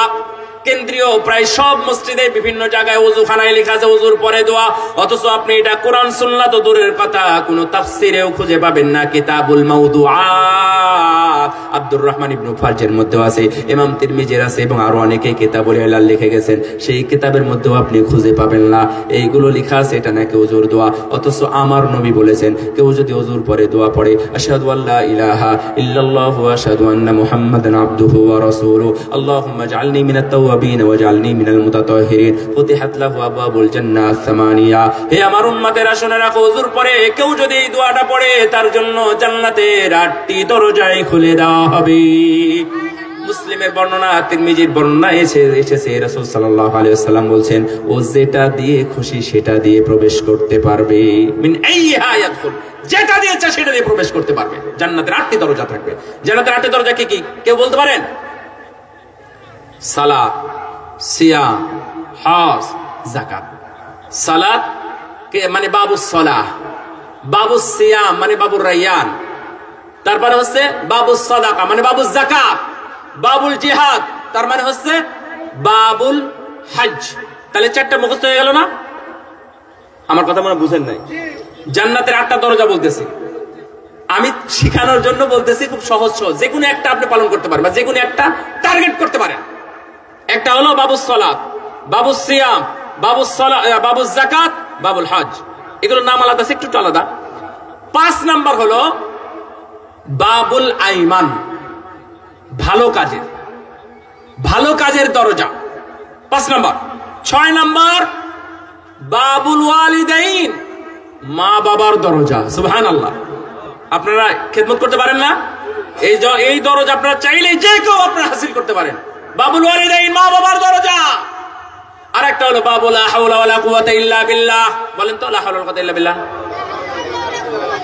আপনারা সবাই বলেন তো একটু লা হাওলা ওয়ালা কুওয়াতা ইল্লা বিল্লাহ। আবার বলেন, একটু বলে বলে অভ্যাস করতে হবে। আর এটাকে কেউ কেউ বাবু জিকিরও বলেছেন, সেজন্য জিকিরও হতে পারে, সেটা আমরা শিখাইছি লা ইলাহা ইল্লাল্লাহ, তাই না? আফওয়ান। আর আরেকটা বাকি আছে, 7টা হয় নাই? আরেকটা বাকি আছে কি? বাবু তওবা ওয়াল ইস্তিগফার। কি কি বলেন তো? তওবা, ইস্তিগফার। কি কি বললাম? সালাত, সিয়াম, হজ, যাকাত। একটা হলো ভালো কাজ, আপনারা মনে রাখবেন, ভালো কাজ, ডানপন্থীদের কাজ। 5। তাহলে 6 নাম্বার হলো বাবা মা। 7 নাম্বার কি? লা হাওলা ওয়ালা কুওয়াতা ইল্লা বিল্লাহ। এতবার বললাম। 8 নাম্বার কি? বাবু তাওবা ওয়াল ইস্তিগফার। বারাকাল্লাহু ফিকুম। আমি আপনাদেরকে একটু সময় নিলাম। সুন্নাতের অনুসরণ করলেও চলবে নাকি করতেই হবে? 100 ভাগ, 99 ভাগ, 100 ভাগ করতে হবে, এটার কোনো বিকল্প নাই। আল্লাহর নির্দেশ, রাসূল সাল্লাল্লাহু আলাইহি ওয়াসাল্লামের নির্দেশনা। তারপরে হচ্ছে সুন্নাতের মর্যাদা। সুন্নাতের মর্যাদা আছে নাকি নাই? কিয়ামতের ময়দানে আপনি একটা বলবেন আল্লাহ। অনেক সাহাবী ছিলেন 2-1টা কাজ করতেন। বেলাল রাদিয়াল্লাহু তাআলা আনহু বলছেন, আল্লাহ রাসূল আমি তেমন কিছু করি না, ওযু করে সালাত আদায় করি 2 রাকাত। আল্লাহ নবী কি বললেন? হাদা হুয়া বেলাল, এই কারণে তুমি আমার সামনে জান্নাতে জুতা পায়ে দিয়ে, মানে খড়ম খটখটানো যেটা হয়, এই জুতা পায়ে দিয়ে তুমি আমার সামনে হাঁটতেছো বেলাল। সুবহানাল্লাহ। আপনি একটা সুন্নাত নিয়ে আল্লাহর কাছে যাবেন, আল্লাহ আমি তোমার নবীর সুন্নাতকে আমি মূল্যায়ন করেছি, তবে সুন্নাতটা যেন সহিহ হয়। জয়ীফ সুন্নাত মানা যাবে না, মনে রাখবেন, মনে রাখবেন, জয়ীফ সুন্নাত মানা যাবে না। সুবহানাল্লাহ বললে অনেক নেকি হয়, এটা ঠিক আছে। আসমান জমিনের মাঝখানে ফাঁকা জায়গা বন্ধ হয়, এটাও ঠিক আছে। কিন্তু সুবহানাল্লাহ বলে 49 কোটি নেকি হয়, এটা কি বলার দরকার আছে? এটা জাল কথা, এটা জাল কথা। আর 1 রাকাত নামাজ না পড়লে মানুষ মুসলমানই থাকে না, মুসলমানই থাকে না। তাই 1 রাকাত নামাজ কাজা করলে 2,88,00,000 বছর জাহান্নামে থাকতে হবে, এই জাল কথা বলার দরকার কি? হ্যাঁ, এটা বলার দরকার নেই। সুতরাং সব জায়গাতে জাল এবং জয়ীফ আছে। আপনারা শুধু সহিটা মানবেন, সহিটা মানবেন, সুন্নাহটা মানবেন, ইনশাআল্লাহ নাজাত আমাদের জন্য স্পষ্ট হয়ে যাবে। একটা হাদিস বলে শেষ করি, আমি হাদিসটা পড়েছি এই জন্য পড়তেছি, মাফ করবেন। রাসূল সাল্লাল্লাহু আলাইহি ওয়াসাল্লাম কে জিজ্ঞেস করলেন, আবু হুরায়রা রাদিয়াল্লাহু তাআলা আনহু, ইয়া রাসূলুল্লাহ মান আসআদুন নাসি বিশাফাআতিকা ইয়াউমুল কিয়ামাহ, কিয়ামতের দিন আপনার শাফাত পাবে কে? কে ধন্য হবে, কে আগে আগে পাবে? আসআদ, বেশি সৌভাগ্যবান কে? আল্লাহ নবী বললেন, আবু হুরায়রা এই প্রশ্ন তো আমাকে কেউ করে নাই, এই প্রশ্ন তুমি ছাড়া আমাকে এই প্রশ্ন করে নাই। তবে হিরসুন ফিল হাদিস, তবে তোমার হাদিসের প্রতি দরদ আগ্রহ একটু বেশি, তো এই জন্য তুমি আমাকে প্রশ্ন করলে। তাহলে শুনে রেখো, আসআদুন নাসি বিশাফাআতি ইয়াউমাল কিয়ামাতি মান ক্বালা লা ইলাহা ইল্লাল্লাহ। বলেন তো লা ইলাহা ইল্লাল্লাহ। এই পিছনের মানুষে বলেন। আমার নবী বললেন, কেউ যদি লা ইলাহা ইল্লাল্লাহ বলে, শুধু লা ইলাহা ইল্লাল্লাহ নয়, কেউ যদি অন্তর থেকে ইখলাসের সাথে একনিষ্ঠভাবে লা ইলাহা ইল্লাল্লাহ বলে থাকে, কিয়ামতের ময়দানে সেই আগে আগে শাফাত পেয়ে ধন্য হবে। সুবহানাল্লাহ। আপনারা নবীর অনুসরণ বেশি করে করেন, রাসূলকে একনিষ্ঠভাবে অনুসরণ করেন, একনিষ্ঠভাবে কালিমা তাওহীদ লা ইলাহা ইল্লাল্লাহ পড়েন। আবার পড়েন। আল্লাহ তুমি আমাদের সবাইকে মৃত্যুর সময় এই কালিমা নসিব হওয়ার তৌফিক দান করো। মাদ্রাসার সম্মেলনে এসেছিলাম, দারুল হুদা মাদ্রাসা। আপনারা যারা এখানে পড়বেন দেখবেন আমার নামের শেষে আছে মুকাররম, তারপরে আছে প্রিন্সিপাল, দারুল হুদা কমপ্লেক্স, বাঘা, রাজশাহী। বুঝেননি কথা? আমি মাদ্রাসার প্রিন্সিপাল, কিন্তু এখানকার না, রাজশাহী। আমি এক মাদ্রাসার প্রিন্সিপাল, সেখান থেকে আমি আসছি। তো কি ভাবে আলহামদুলিল্লাহ আমার মাদ্রাসার নাম এবং আপনাদের মাদ্রাসার নামটা মিলে গেছে। মাদ্রাসাকে যদি আপনারা ইমপ্রুভ না করেন, মাদ্রাসাকে যদি সময় না দেন, তাহলে দিন আপনাকে সময় দিবে না। দিন আপনার কাছ থেকে এমনিতে ধর করে পালিয়ে যাবে, আপনি ধরে রাখতে পারবেন না। মাদ্রাসাকে মূল্যায়ন করতে হবে, মাদ্রাসার পড়াকে মূল্যায়ন করতে হবে, মাদ্রাসার সাজেশন দিতে হবে, তবে এই মাদ্রাসা একদিন ভালো আলেম গড়ার কারখানা হবে। ভালো আলেম শিরক বিদআতের বিরুদ্ধে কথা বলবে, যারা তাওহীদ নিয়ে কথা বলবে, যারা প্রকৃত সুন্নাহ নিয়ে কথা বলবে, যারা বিদআতকে উৎখাত করার একবার শিকড় উপড়ে ফেলার চেষ্টা করবে, এই ধরনের সন্তান এখানে তৈরি হবে ইনশাআল্লাহ। এই মার্কাজ, এই কমপ্লেক্স যেন ইলমে মারকাজ হিসাবে আল্লাহ রাব্বুল আলামিন কবুল করে নেন। শিরক এবং বিদআতের বিরুদ্ধে তাওহীদ এবং সুন্নাহর পক্ষের মারকাজ হিসাবে যেন আল্লাহ রাব্বুল আলামিন কবুল করে নেন। এর ছাত্র এবং শিক্ষককে আল্লাহ রাব্বুল আলামিন যেন কবুল করে নেন। যারা এখানকে বিভিন্নভাবে সহযোগিতা করেছেন আল্লাহ রাব্বুল আলামিন যেন তাদেরকে মূল্যায়ন করেন এবং জান্নাতুল ফিরদাউসের সদস্য হিসাবে কবুল করেন। আমিন। ওয়া আখিরু দাওয়ানা আলহামদুলিল্লাহি রাব্বিল আলামিন। আকুলু মা তাসমাউন ওয়া সাল্লাল্লাহু আলা নবিয়িনা মুহাম্মদ ওয়া আলা আলিহি ওয়া সাহবিহি আজমাইন। আসসালামু আলাইকুম ওয়া রাহমাতুল্লাহি ওয়া বারাকাতুহু।